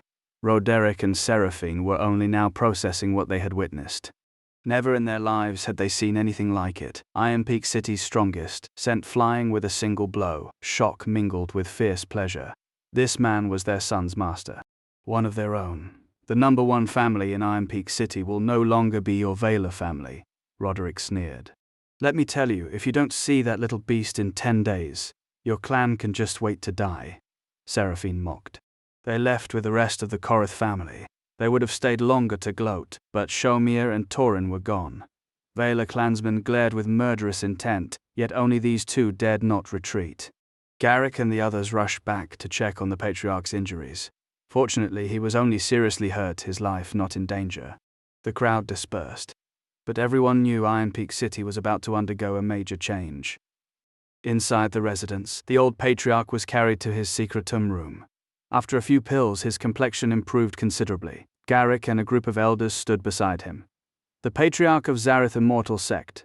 The Patriarch of Zareth Immortal Sect. Are you all right? They asked anxiously. Silence fell. These patriarchs and elders were deeply aggrieved, their faces written with shame. The Veiler family had never suffered such humiliation in all its years. Branna shook his head and sighed. It's all right, he said wearily. So what do we do next? An elder asked. The atmosphere turned instantly cold. Let us fight them, an elder shouted. When has the Veiler family ever endured such humiliation? Yes, let's fight, another agreed. We'd rather die standing than live on our knees. Hot-tempered elders spoke up one after another, though it wasn't just one person, most shared the sentiment. Fight, what's the point? Garrick's shout cut through the hall. Branna was angrier than anyone. The opponent is at the profound core realm. The entire population of Iron Peak City combined wouldn't be enough to kill him. The Patriarch looked around, finally sighed, and spoke slowly. Send someone to inform Kaelin. Tell him everything that's happened here. But Kaelin will definitely die if he comes back. An elder hurriedly objected. The entire clan now held a completely different opinion of the boy. They regarded him as one of their own. Tell him everything. If he's not capable of protecting himself, then tell him he doesn't need to come back. Branna can avenge the Veiler family in the future. The old man's voice was calm. Arrange for the female members and direct descendants to leave, so the clan may preserve its lineage. The Veiler family members remained silent. No one objected. No one spoke further. Second Eldermere, Third Eldermere, you two go to the Zareth Immortal Sect. Garrick turned his gaze to them. The two exchanged a glance, nodded, and left without pause. Faced with an Obsidian Dawn Realm expert, the Veiler family had no power to resist. All their hopes now rested on Kaelin. The Veiler clan's uncertainty ran deeper than they let on. Branna's message to Kaelin had been blunt. If he could not resolve the crisis in Iron Peak, he need not return. Let him bide his time and avenge the clan later. No one voiced the obvious. Summoning him was futile. Torin had already reached the Tengara realm, while Kaelin had departed at the 5th level of the Verdant Vale, scarcely 2 months past. How much could he have grown? Worse, Torin moved with a profound core expert at his back. They had never imagined Kaelin would make a name for himself in the Zareth Immortal Sect so quickly. Their only slender hope was that he might reach Valerius Orin of the Aurelia Pavilion. That connection might yet save them. Late at night, the women of the clan and the direct line, Elara, Seraphina, Baldric among them, gathered in the ancestral hall. Bags and bundles lay packed at their feet. Every face was drawn, the day's events weighing on them like a physical thing. Garrick surveyed the room, his voice low. You all know what happened when the Koriths came calling? Silence answered him, heavy and complete. My Veiler family faces a calamity. We may not survive, Darius said, stepping forward. Tonight, we send a group of you away. If the clan endures, we will come for you. He hesitated. If we are destroyed, you must stay together, live well, and wait for the future. The air thickened. Tears traced silent paths down many cheeks. Father, I won't go, Seraphina said, her chin lifted. I stay with you? Her natal clan was formidable, yet barely a match for the Veilers. Dust before a profound core expert. Garrick sighed, calling her a foolish child as he patted her head. The danger extended only to Vaylors within Iron Peak. Once clear of the city, they would be safe. A profound core cultivator would not pursue them unscathed. Father, I won't leave either. Ilara wept, her veil damp. The catastrophe had come because of Kaelin, and her grief cut deeper than most. Darius was her husband, yet his own brother sought to annihilate her clan. Garrick's heart cracked again. Darius muttered that she was stubborn, reaching to comfort her. Leave?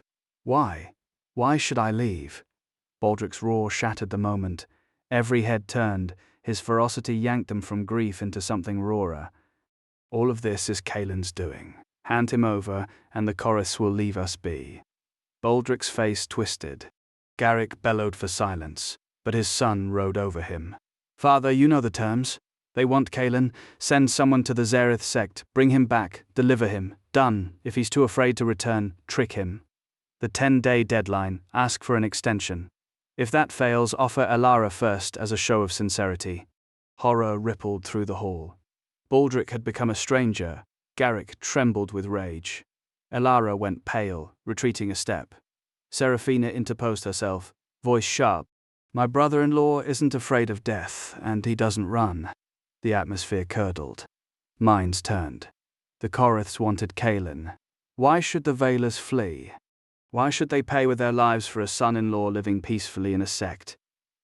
Why should my Vaylor family be wiped out for a live-in son-in-law? Baldric shouted, desperate. If the clan fell, he lost everything.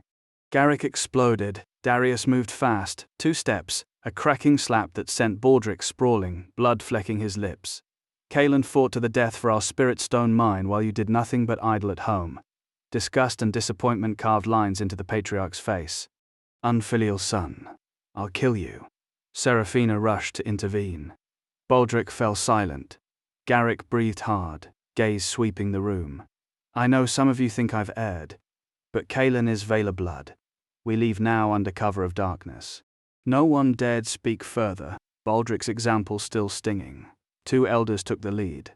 The escapees moved cautiously through the night streets toward the city gate. A cold voice cut the darkness. Where are you going? Tauren's arrival froze Garrick and the 4th and 5th clan elders in place. None had expected him to be waiting here. The Vaylor women and direct descendants recoiled in undisguised terror. Tauren's smile was thin and devilish as his gaze swept over them. Your Vaylor family is bold. Have you not taken my words to heart? Seraphina and Ilara stood together, barely able to retreat a few steps before his gaze pinned them. Their faces drained pale. Tauren's eyes lit on Ilara. Darius laughed. This must be my sister-in-law then. Darius stepped forward. Garrick and the 2 elders moved to block him. Tauren, what do you want? Darius glanced at the 3, sneering. Nothing much. I just wanted to see my useless older brother. It seems your Vaylor family doesn't keep its promises. How did you know we'd be here? Garrick's voice was cold. The midnight flight was known only to direct descendants and the women. Even servants were unaware. Even if the Choriths suspected, sending watchers would be normal. Why would Tauren personally guard this place? Darius chuckled, glancing at the crowd. I said it, a voice from the crowd answered. Garrick's heart skipped. Baldric strode out and bowed low. Master Chorith? Tauren nodded. You did well, Baldric beamed, obsequious. I am honored you think so, Master Chorith. I would do anything for you, even die. You unfilial son, Garrick raged. Darius moved to strike Baldric down. Tauren frowned. A backhand slap sent Garrick staggering back several steps. You dare touch my dog? You must have a death wish. The word didn't faze Baldric. His fawning smile never wavered, his expression just short of panting. Garrick was no match. The 4th and 5th elders paled and rushed to support him. Tauren ignored them, turning his wicked smile to the descendants and women. Since your Vaylor family won't listen, I'll take these people with me. 10 days from now, if you're late to see Kaelin by 1 day, I'll kill 1 person. If you're 3 days late, his gaze locked on Ilara, his smile turning feral, then I'll strip my sister-in-law naked, parade her through the streets, and let every man in Iron Peak City see the body of my useless brother's woman. Ilara's face went grey. She staggered, near collapse. Seraphina caught her just in time. The man before them was a devil. Garrick roared. Tauren answered with a shockwave that forced blood from Garrick's mouth. Let's fight him, an elder shouted. The fourth and fifth elders lunged uselessly. Overestimating your abilities, Torin sneered, striking again. Both crumpled, spitting blood. All three were seriously injured. Torin looked at Baldric, laughing. Take all these Valar members away, lock them in dog cages. Hang them on the arena outside the City Lord's mansion. If Kaelin isn't seen in 10 days, kill one for every day he's late. Baldric nodded rapidly, smile intact. Time passed. The Zareth immortal sect, Aelthoria days had passed since the return from Ebon City. Kaelin consumed the pills refined within the astral chart of Evernight and recovered to peak condition within half a day. Life settled into rhythm, cleaning the library at night, practicing techniques by day, refining elixirs. His cultivation reached the peak of the late 8th level of Starfall transformation.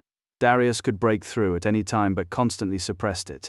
Phalith's alchemy success rate for top-grade pills had risen significantly. On the third day Isolde arrived, her cold, pretty face offered a single sentence. "You lecher, here's some points for you." Contribution points were divided 3 ways for killing Zevron. The sect awarded 300 points, 100 each. Kaelin accepted his share silently, watching her leave with a mental catalogue of curses and a vow to seduce her entire family. Darius assessed his strength. Going all out, he could defeat a second-level Tengara cultivator and stand a chance against a third. Ordinary cultivators, that was. Prodigies who challenged across levels were another matter. As for what the sect had learned from Zevron, or the mysterious demon beast possibly in Ebon City, he remained unaware. Darius also visited the chubby Kaldor recently. More new disciples had set up stalls with him, over 30 now, up from a handful. Kaelin's arena victory over Steward Everhart had become outer disciple legend. Kaelin smiled helplessly and said nothing. At the library, Elder Valerius and Elder Vera informed him. The next inner disciple selection would begin in 10 days. Darius should use the time to improve. Only entering the inner sect would make him a true disciple. 3 days blinked past. Aeloria days remained until the selection. At that moment, 2 weary, elderly men arrived outside the Zareth immortal sect. "Kaelin, someone is looking for you." Kaelin sat in meditation within the cave when a disciple arrived, breathless, saying someone sought him. He rose and followed the disciple to the mountain gate, passing through the light screen to find the second and third elders waiting, their faces drawn with exhaustion. "Second elder, third elder, what has happened?" he asked. Kaelin. The second elder hurried forward. "Something terrible has befallen the Valar family." Kaelin's heart lurched. What happened? The second elder spoke quickly, laying out the sequence. Torin, Kaelin's younger brother, had led forces against the Valars. Torin had broken through to the Tengara realm. A mysterious expert of the Obsidian Dawn realm had appeared, likely Torin's master. The ultimatum was brutal. For each day Kaelin delayed, 1 Valar would die. If he took 3 days, Alara would be paraded through the streets. Rage surged through Kaelin, hot and volcanic. He wanted to kill Torin on the spot. "Kaelin," the second elder said, voice bleak. "The ancestor sent word.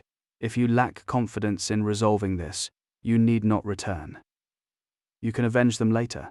Kaelin's face darkened. He bowed his head, silent. Not return. Even if it meant death, he would go back. He would kill his own brother with his own hands.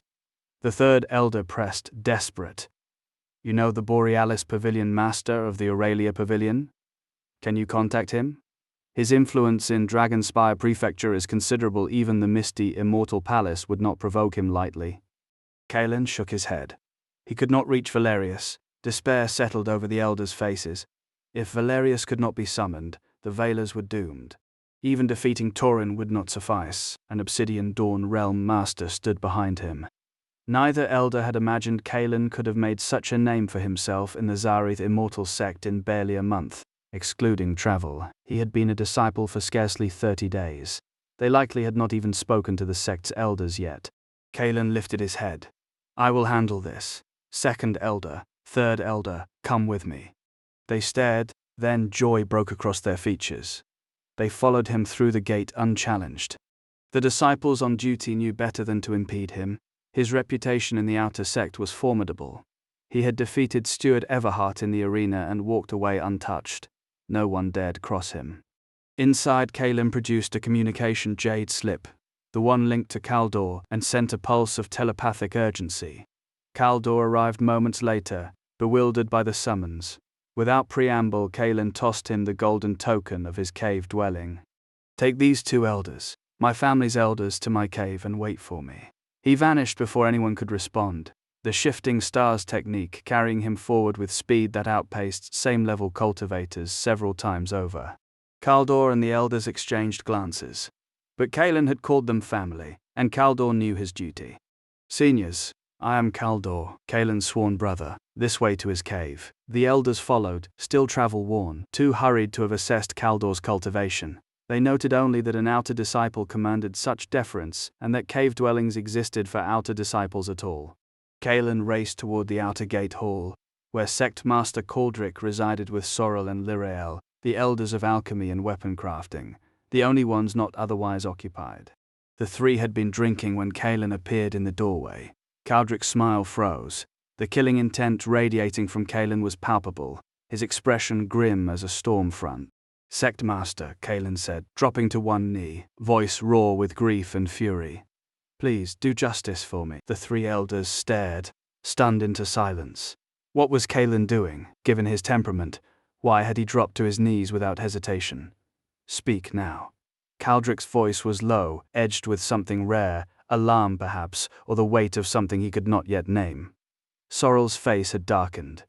Darius, who had championed the boy from his first days in the sect and taken pride in the awakening of his enlightenment seed, felt a familiar fire rising. He had boasted of Kaelin to Boran more than once. Lirael, usually the quietest among them, looked equally shaken. By their reckoning, Kaelin would sooner cut his own flesh than ask the sect for aid, unless the matter was catastrophic. "The misty, immortal palace has crossed every line," Kaelin said, his voice hollow. "A profound core elder leads them. He assaulted my wife and threatened to exterminate my entire clan. His status as a son-in-law was no secret within Zareth. When he finished, the color drained from all 3 faces. 1 day's delay, 1 death. 3 days, and they would strip his wife naked and parade her through the streets." "Good," Sorrel spat, the word bitter. "Good for them." Darius smashed the coffee table before him, splinters flying. Caldric did not stop him. His eyes had turned to ice. Lirael, gaunt and mild by nature, wore a coldness that did not belong on his face. The families of Zareth disciples bullied to this extent by the misty immortal palace. Kaelin kept his head bowed, kneeling, his expression black as storm water. "Caldric, what do we do?" Sorrel rounded on the sect leader, shouting that he would handle it regardless. Caldric sighed, his customary cheer gone. "Most of our elders are deployed near Ebon City, hunting suspicious individuals." Kaelin's heart lurched. Darius read the same resignation in the pause. The sect would not risk war with the misty immortal palace for an outer disciple. Sorrel thought the same. Caldric always weighed the larger picture. Sorrel was about to explode when Caldric continued, steady. "Sorrel, Lirael, you go with Kaelin now. The sect will send reinforcements behind you." The words hung in the air. Kaelin lifted his head, stunned. Sorrel gaped. Lirael, silent until now, rose from his seat.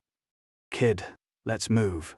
Sorrel thumped his chest, voice booming. Lirael said nothing, but he was already standing. Kaelin looked at the 3 of them, then rose and bowed low, hands clasped in deep respect. "Don't worry," Caldric said, a smile touching his mouth. "Nothing will happen, not even if the other party is the misty immortal palace." The tone was calm, but beneath it ran a thread of iron. Sorrel clapped Kaelin's shoulder. "Enough hesitating, go." Lirael nodded once. Kaelin exhaled. He had hoped only for an elder to escort him back so he could face Torin on even ground, so the palace could not interfere when he won. He had not expected 2 elders, nor the promise of more to follow. The weight of it settled in his chest, hot and sharp. They returned to the cave together. Kaldor greeted them with a warm smile that faltered when he saw Sorrel and Lirael. The 2 elders stared. They had never seen a true cultivator's cave, let alone sat drinking tea inside one. The realization dawned: the disciple was far better situated than they had imagined. The entrance opened. Kaelin entered with the 2 elders at his back. The golden token was only part of it. He had blood-oathed his master, and the cave recognized him. Kaldor turned, startled, then hurried forward, clasping hands in respect. Kaelin had no time for formalities. "Elders," Darius said, stepping up, "let's go. We're returning to Iron Peak City." Kaelin had expected Sorrel and Lyrael to carry him through the air, as Darius and Shirith had done on the return journey. Instead, Lyrael produced a wooden boat from his storage bag, unremarkable in appearance, yet a high-grade Ashen-level magic weapon. It floated above the ground, spacious enough for over a dozen people, and moments later shot westward from the Zareth immortal sect as a streak of light. Kaelin stared, stunned. So this was a weapon refiner's craft. His regard for Lyrael shifted instantly. Sorrel noticed, pressed his lips together, and said nothing. Lyrael betrayed no outward reaction, though satisfaction warmed him privately. Securing Kaelin for the weapon-refining lineage would be a considerable coup, and Darius would have a chance to display his lineage's strength. The second and third clan elders were dumbfounded.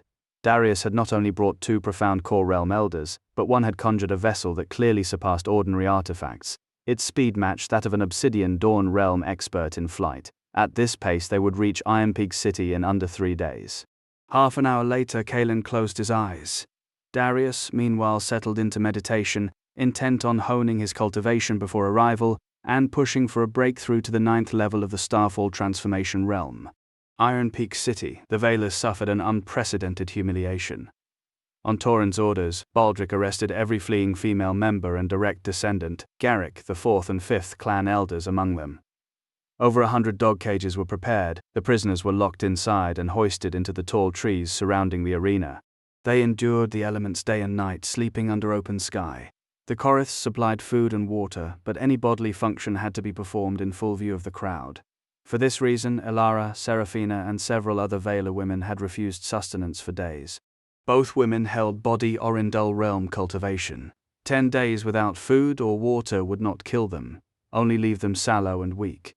The non-cultivators among the captives had no such resilience. This torture was crueler than execution. Branagh seethed with rage. Yet the Veilers had no recourse but to endure. City Lord Haldor could only sigh helplessly.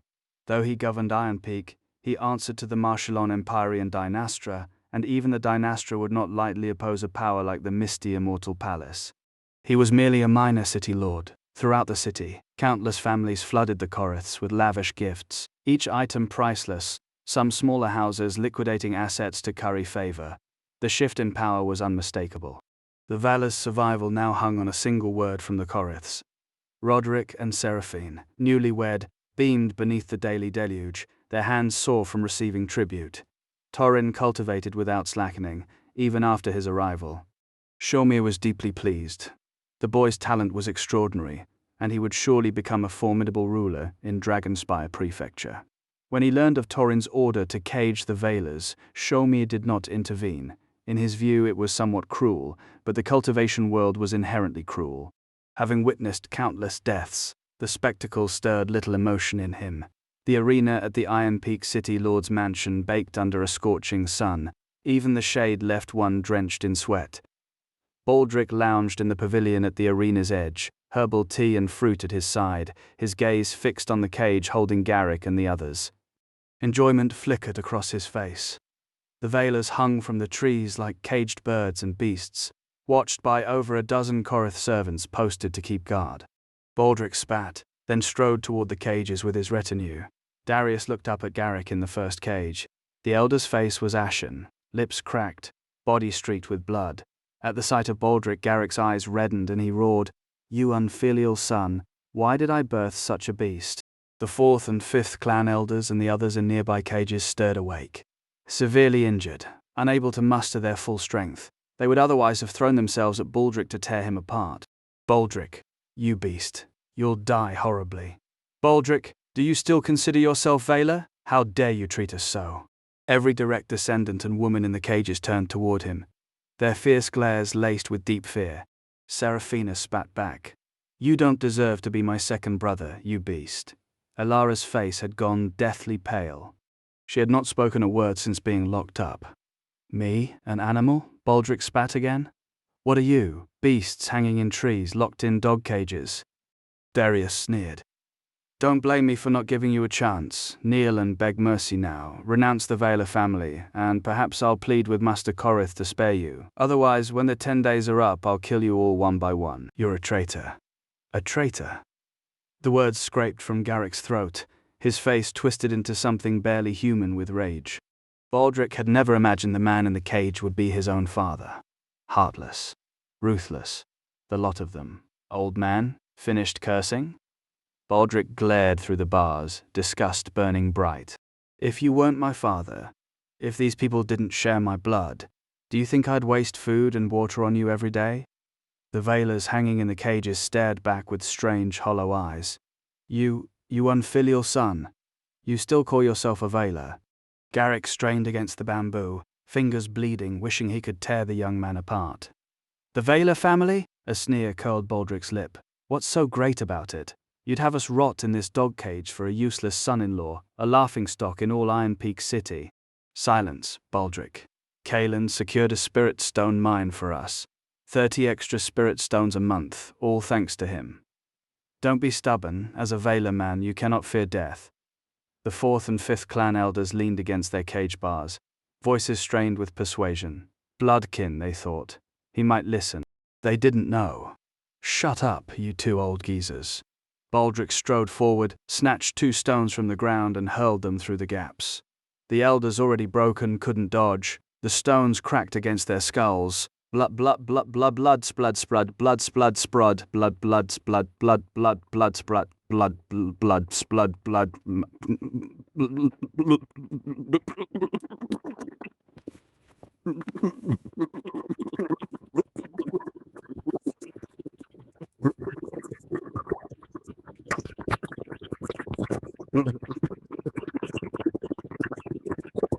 Then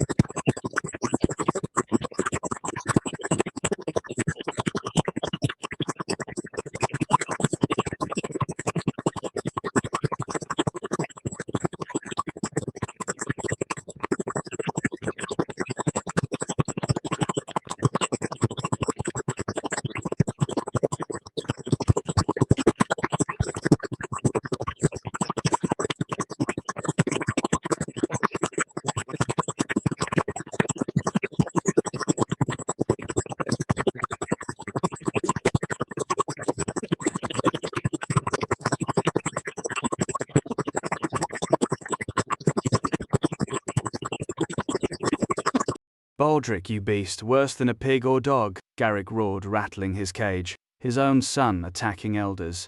Shut up, you old bastard. If you weren't my father, I'd have killed you first. Baldric's gaze swept the women and direct descendants cowering in the other cages. Mockery lit his face. Darius, Baldric, the name settled like a stone, felt a dark satisfaction at their fear. Ever since he'd clashed with Valerius of the Aurelia Pavilion at Garrick's birthday banquet, the family had turned on him. The patriarch had punished him severely. Resentment festered. He'd wanted revenge on Kaelin, but Kaelin was too strong, his star rising too fast. Helpless Baldric had sold Kaelin's location to the Luminar family. He'd thought Kaelin dead, certain of it. Then word came, every Luminar elder, the family head vanished, presumed dead. Terror, cold and unprecedented, gripped him. If Kaelin discovered the connection, then Tauren arrived. Baldric went to the Korath estate alone, knelt and offered himself as Tauren's dog. Tauren accepted gladly. And so this scene unfolded. Baldric's gaze landed on Alara. Something ruthless flickered. Ugly freak, years since I've seen you without that scarf. Hatred for Kaelin twisted into cruelty toward his sister. Fear flashed in Alara's eyes. She clutched her clothes, silent, only Tauren's order. 10 days, no touching the Veilers, kept her whole. Otherwise Baldric would have stripped her naked and thrown her to every man in Iron Peak. Don't touch her, Garrick howled. Baldric, stay away. Second brother, don't. Seraphina's voice trembled. The rest stayed silent, terrified of the madman. Touch her? Baldric laughed, scanning his father and the elders. Let me tell you, if Master Korath hadn't said wait 10 days, I'd have already stripped her bare and let every man in this city have his turn. After all, she's Kaelin's woman. His laughter cracked into mania. Tears streamed down Alara's face. She didn't speak. The pain in her chest had no words. Garrick sputtered, a mouthful of blood spraying the bamboo bars before him, staining them crimson. Baldric laughed until his sides ached, drunk on his own power. The dozen Korath servants behind him wore matching sneers. The Veilers, the most powerful family in Iron Peak City, caged like performing monkeys. They wanted to tear Baldric apart. Their hatred for him surpassed even Tauren, but no one dared speak. They'd seen his ruthlessness, a man who treated father and sister like this. How vicious! A fierce gale tore across Iron Peak's sky. A streak of light slowed above the arena, resolving into a wooden boat. A man stood on its deck, Kaelin. The wooden boat cut across the sky, drawing every eye upward. A man in a white robe stood at its prow, hands clasped behind his back, the fabric snapping in the wind. His face was expressionless, but his eyes burned with a quiet, terrible fire. Baldric went pale. He stumbled backward, the name tearing from his throat. Kaelin. The Korath clansmen behind him recoiled as one instinct, screaming to flee. Kaelin's face was dark. He surveyed the arena. Veiler kin locked in iron cages like animals, their faces twisted with pain, shame, a desperate kind of hope. Tears streaked weathered cheeks. His gaze found Garrick and Seraphina, then Alara. A roar erupted from his chest, shaking the very air. His cultivation had broken through to the early 9th level of the Starfall transformation realm during the voyage, and the sound carried across half of Iron Peak City. In the City Lord's mansion, Haldor bolted for the arena. He stopped at its edge, unwilling to cross the threshold. The cold radiating from the boat was a physical weight. At the Korath residence, Tauren's eyes snapped open. A feral smile stretched his mouth. You're here, you piece of trash. He rose from meditation and strode to the main hall where Eldamir waited. Eldamir smiled toward the arena. Let's go, I'll accompany you.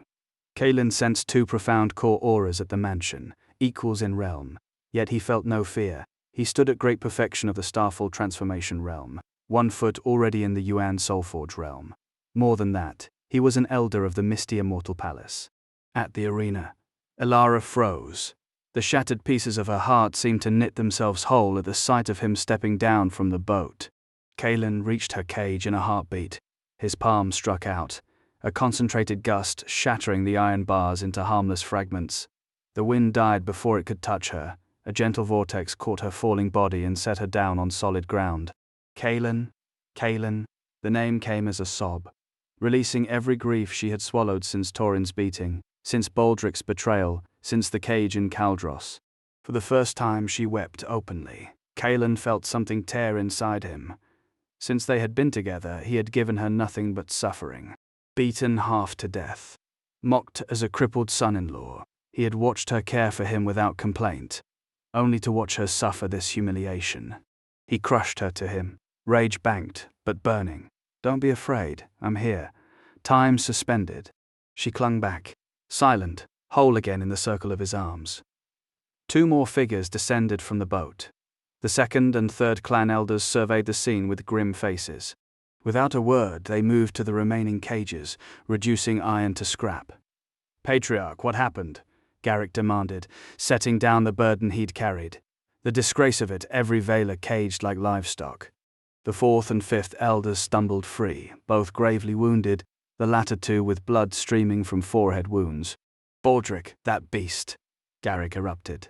The wounded elders clutched their injuries, voices rising. "Where is Baldric?" Baldric had already fled, a knot of Korith servants with him, 100 meters and counting. They knew what Kaelin's return meant. "You beast, stop!" Garrick launched himself after them. Baldric felt a sudden jolt in his chest. Every eye in the courtyard snapped toward him. Until now, all attention had been fixed on Kaelin's arrival. The traitor in their midst had gone unnoticed. "Baldric, you beast! Baldric, you deserve to die! Baldric, you beast!" The curses rose from every Veiler, those newly freed from cages and those still trapped inside. 9 days of humiliation had carved the same hatred into all of them. Baldric was the architect. Darius had sold the clan's location, and on Torrin's orders, penned them like dogs. Baldric cursed inwardly. Darius wasn't stupid, he wouldn't stop now. Darius turned and fled, the Korith servants scattering behind him. Why wouldn't they run? Darius would likely die here. Then Kaelin, still cradling Elara, lifted his head. His cold gaze swept the fleeing crowd. A tap on his storage bag summoned the Solare Hastael, hovering in the air. Darius formed a sword finger, channeling true energy to guide the weapon forward. A sharp whistle tore through the air. The spear became a terrifying gale, its power formidable, and drove into the earth 10 meters ahead of the runners. The ground cracked outward, a massive pit opening to block their path. "If you dare run again, you're dead." Kaelin's voice rang out, cold enough to drain the color from Baldric's face, nearly scattering his soul. "This is the Solare Hastael?" Garrick recognized it instantly. The surrounding elders stared at the weapon buried in the crater, then at Kaelin. Their suspicions were confirmed. The disappearance of the Luminar elders and their patriarch, a peak Starfall transformation cultivator, was tied to this young man. But comprehension failed them. Had he truly killed them all? Seeing the spear in the crater, hearing the elders' gasps, Baldric nearly fainted. The Solare Hastael, the Luminar family's sacred weapon. Kaelin patted Elara's shoulder. She steadied herself quickly. "Don't worry, everything will be fine. Leave the rest to me." Delicate as she appeared, Elara possessed an iron core. She met his gaze and nodded slowly. All the Veiler direct descendants and women were freed from the cages. Their faces were grim, most women weeping quietly.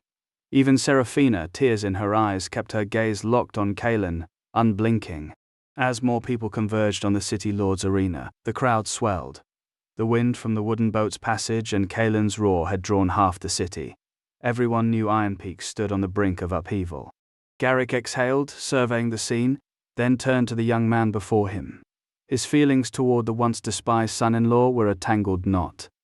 That man had become the clan's savior. The elders and members shared the sentiment, complex, conflicted, grateful. Baldric and the Korith servants trembled, panic etched on their faces. The 2nd and 3rd elders escorted them to Garrick and the others. "Rebellious son." Garrick lunged, fists and feet driving into Baldric with lethal intent. The 4th and 5th elders watched coldly, making no move to intervene. Recent events had hardened their hatred. The 2nd and 3rd elders, who had gone to fetch Kaelin, knew nothing of Baldric's recent treachery. The clan members glared, wishing to tear him apart. Kaelin said nothing. Darius understood without asking. Baldric had earned this wrath. "I'm Master Korith's man. How dare you touch me?" Baldric screamed through the beating. The claim only inflamed Garrick further. "Master Korith? That would make Kaelin his son. You beast! Damn it, I'll beat you to death." The patriarch's assault grew more ruthless. Father, I was wrong, please stop." The 2nd and 3rd elders moved to intervene. but the fourth and others blocked them. That Baldric still breathed was miracle enough. This beast didn't deserve mercy. Baldric was reduced to pulp, coughing blood. His cultivation sat at body Orindal. Even injured, Garrick stood at great perfection of starfall transformation. No contest existed. Good, well done. This beast should be beaten to death. That's right, well done. I've never seen such a shameless person. Well done. The crowd roared approval. Baldric had betrayed his clan, caged his own father and kin. He deserved death. 2 sharp whistles cut the air. 2 figures materialized above the arena, looking down, every head lifted. Rage and fear flared across Valar faces. Kaelin frowned, killing intent flashing in his eyes. One figure laughed, voice carrying, "Useless trash. I've been waiting for you for ages, 9th level of the Starfall Transformation Realm." Tauren looked down from above the arena, a ferocious smile twisting his mouth. "It seems you've obtained a considerable opportunity. Trash." Eldamir, standing to the side, glanced at Kaelin with surprise before quickly looking away. His gaze settled on the wooden boat floating in the void. After arriving in Iron Peak City, Kaelin and his group had intended to head straight for the Draconis mansion, but mid-flight he spotted the situation in the arena, which led to the current confrontation. Sorrel and Lyriel remained on the wooden boat, unseen. "Tauren, you're asking for death," Kaelin shouted, his aura surging coldly. The pressure staggered Garrick and the others nearby. Among the Valar family present, Garrick held the highest cultivation at the great perfection of the Starfall Transformation Realm, yet they were simply no match for the ferocious weight radiating from Kaelin. This was the first time the brothers had met since Tauren left for the misty Immortal Palace, yet the atmosphere resembled that of mortal enemies. Beside Kaelin, Elara felt the terrifying aura emanating from him. Her face flushed as she stumbled back several steps. Kaelin took a breath, suppressed his anger, and withdrew his imposing presence. Darius stared coldly at Tauren in mid-air, eyes filled with killing intent. 9th level of Starfall Transformation Realm. Not bad strength, but unfortunately still too weak, Tauren sneered. "Trash, I challenge you to a life-or-death duel in the arena tomorrow. Do you dare to accept?" Darius remained calm. As a genius, he had naturally grown arrogant after reaching the Tengara realm. So what if his opponent stood at the 9th level of Starfall Transformation? "Tomorrow is your death day," Kaelin answered coldly, though raging anger burned in his eyes. They had bullied and humiliated him since childhood. To obtain cultivation resources, they beat him half to death and sent him off as a live-in son-in-law. Now, for some so-called opportunity, his brother had done something utterly outrageous. Kaelin knew his younger brother well. Since Tauren had threatened to kill a Valar family member for each day of delay, he would certainly carry it out. What if Kaelin couldn't reach Iron Peak City within 2 days without the Zereth Immortal Sect Elders' help? The consequences were unimaginable. Very good. Tauren looked at Baldric and the Korath servants indifferently. "Come back." Upon hearing this, Baldric and the others felt as if granted a pardon. The servants took off running, afraid of being even a step too slow. The Valar family members seethed, but no one dared utter a word. Locked in a dog cage, hanging here for 9 days, whether Baldric or these servants, they had all made sarcastic remarks about them. "I said it before, anyone who dares to run will die at that moment." Kaelin's cold voice rang out. Darius gathered a gust of wind in his right hand and swept it toward the dozen figures fleeing ahead. The gale struck more than 10 servants and Baldric in the blink of an eye. They were either ordinary people who had never cultivated, or at the 1st or 2nd level of body Orindal realm. Unable to withstand the attack, they immediately coughed up blood and collapsed, dead. Apart from Baldric, all the Korath servants perished. Baldric lay on the ground, convulsing and spitting blood continuously. Tauren shouted in fury, never expecting Kaelin would dare kill his family's people right before his eyes. A blatant provocation. Kaelin said calmly, "I told you, if you dare to run, you die." Fine, Tauren repeated, enraged. "I see you don't want to wait until tomorrow, you just want to die today." Darius immediately produced a long sword and slashed at Kaelin on the arena. Gladius energy hummed, flashing with terrifying light, an incredibly powerful strike. Kaelin was ready. He stretched out his right hand and the Solari Hastael, stuck in the giant pit, flew back into his grip.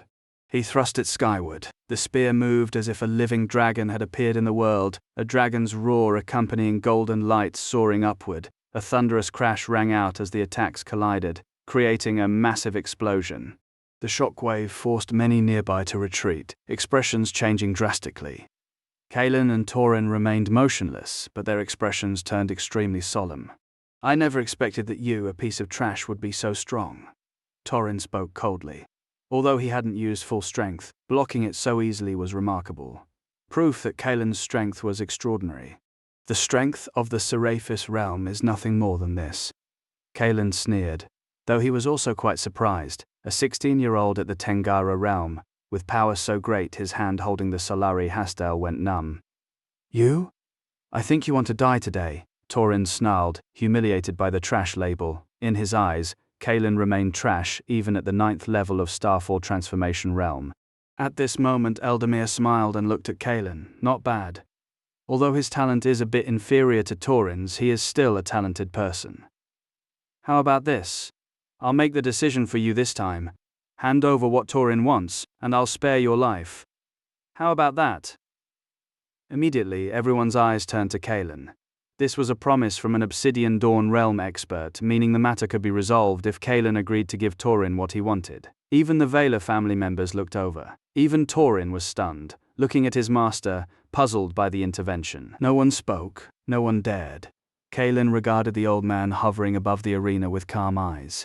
"Are you Torin's master?" "It is I," the elder smiled, stroking his beard. "Young man, you're not bad yourself, you might consider it."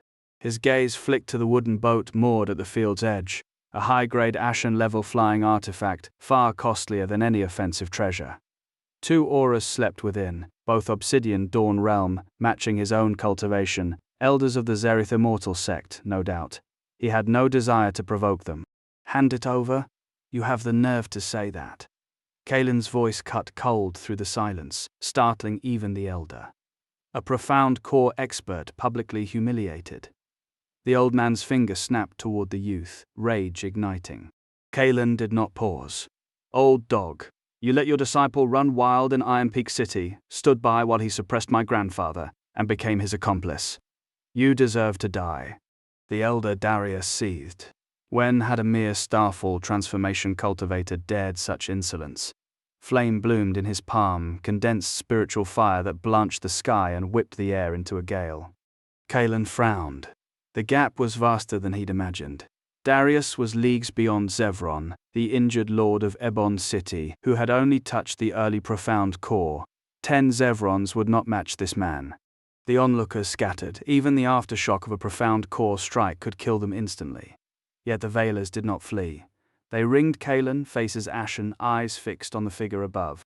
Darius raised his hand, the flame swelling, a blow that would level the arena and everyone in it. Then the boat stirred. 2 figures flashed out, intercepting Darius in a heartbeat.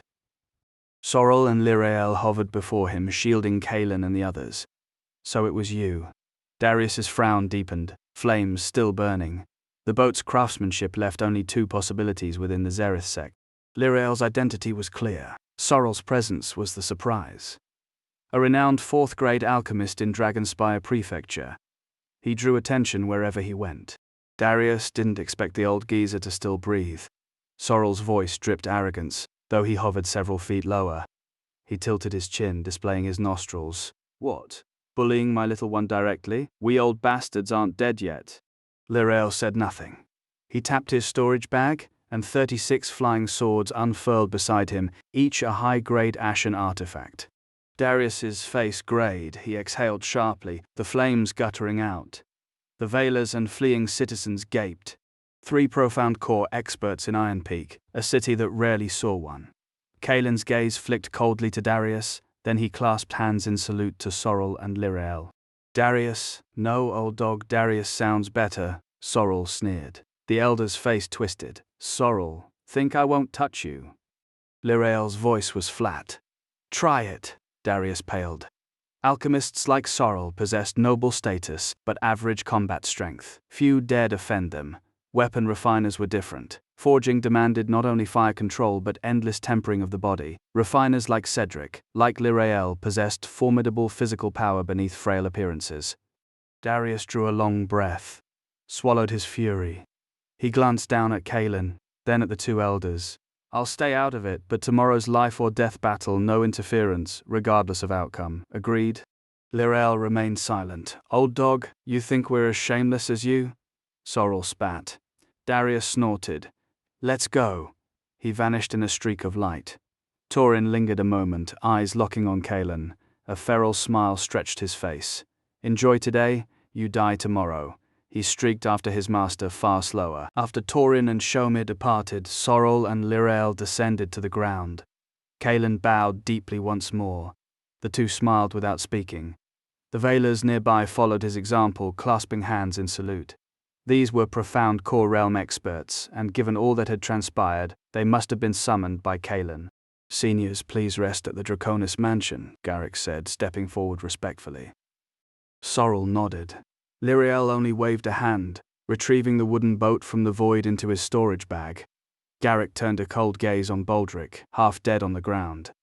Darius wished he could kill his unfilial son, but could not bring himself to do it. He ordered his men to take Baldric away and imprison him in the mansion. Darius did not know Kaelin's attack had shattered Baldric's heart. Meridian, even if he survived, he would be a cripple for life. The group headed to the Veiler residence. The Iron Peak city crowd dispersed, everyone eagerly anticipating tomorrow. For days the Draconis mansion had been deathly silent. Garrick and the others had been arrested and detained at the Iron Peak arena, enraging the remaining clan members. Branna was injured and unrecovered. Only a few elders remained. With the patriarch detained and clansmen humiliated, many wanted to fight the Koriths to the death, but Branna stopped them. The entire family had sunk into a despair unseen in hundreds of years. Most believed sending word to the Zerith immortal sect would change nothing. Could Kaelin defeat a Tengara realm expert like Torin? Was there any stopping an Obsidian Dawn realm master? At their lowest, Kaelin gave them a glimmer of hope. In the main hall, Sorrel and Lirael occupied the seats of honor. Below them sat Branna, Garrick, and a group of elders. Kaelin took a place on the lower bench reserved for clan elders. "Many thanks to the two seniors for your aid," Branna said, clasping his hands again. They had been back for half an hour. Branna nearly coughed blood upon learning what happened at the arena. Excitement, not injury. Darius never dreamed Kaelin would bring two profound core realm elders. Even if Torin had an Ashen Dawn master, what of it? Both were Zareth immortal sect elders, in no way inferior to Shomir in status or strength. "It's nothing. No need for such formality," Sorrel waved a hand. For some reason the usually arrogant man was far kinder to the Veilers. Lirael only nodded throughout, not uttering a word. Sorrel studied Branna, then produced a jade bottle from his storage bag and tossed it over. "Take it." Branna stared, stunned. "Just a bottle of pills?" Seeing his expression, Kaelin smiled. "Grandfather, Elder Myrith, is a 4th-grade alchemist." Darius could not bring himself to say grandpa, so he settled on grandfather. Gasps filled the hall. A 4th-grade alchemist? Branna nearly crushed the bottle. How many 4th-grade alchemists existed in the entire Marshallan Empyrean prefecture? A 1st-grade alchemist in Iron Peak City acted arrogant. This man was leagues above. Sorrel glanced around, pleased. The looks directed at Kaelin now held more admiration. He knew how to handle things. Alchemists deserved respect. Branna's face flushed. Darius opened the bottle. Rich medicinal fragrance instantly filled the hall. He swallowed hard, took a pill and downed it. His complexion improved dramatically. Most internal injuries from Shomir's beating healed instantly. This is a grade 3 elixir." Branna's hands trembled. Darius had never tasted a 3rd-grade elixir in his life. He turned and bowed deeply again. "Thank you for saving me, Senior," Sorrel smiled. "A small matter." Lirael pursed his lips, silent. Garrick had arranged a banquet, extravagant, drawing on years of stored treasures and considerable spirit stones to expedite procurement. 3 tables were set. The main table's dishes far surpassed the others. Seated at the head, Branna, Garrick, Kaelin, Sorrel, Lirael, and Elara. Even clan elders sat elsewhere. No direct descendants qualified for this table. Elara had not wanted to come, but Kaelin insisted if she did not attend, neither would he. She was deeply moved. It was not reluctance, but fear of embarrassing him. With Lirel and Sorrel's cultivation, her veil could not hide her true appearance. After this, the two elders' opinion of Caelan rose further. They had seen him as a prodigy disciple, and even Sorrel, always optimistic about him, felt he was too ruthless. Recent events changed that. As a son-in-law, Caelan could have abandoned the Veilers, but he returned to fight. Despite his wife's ugliness, he remained devoted. That quality alone made the two elders feel inferior.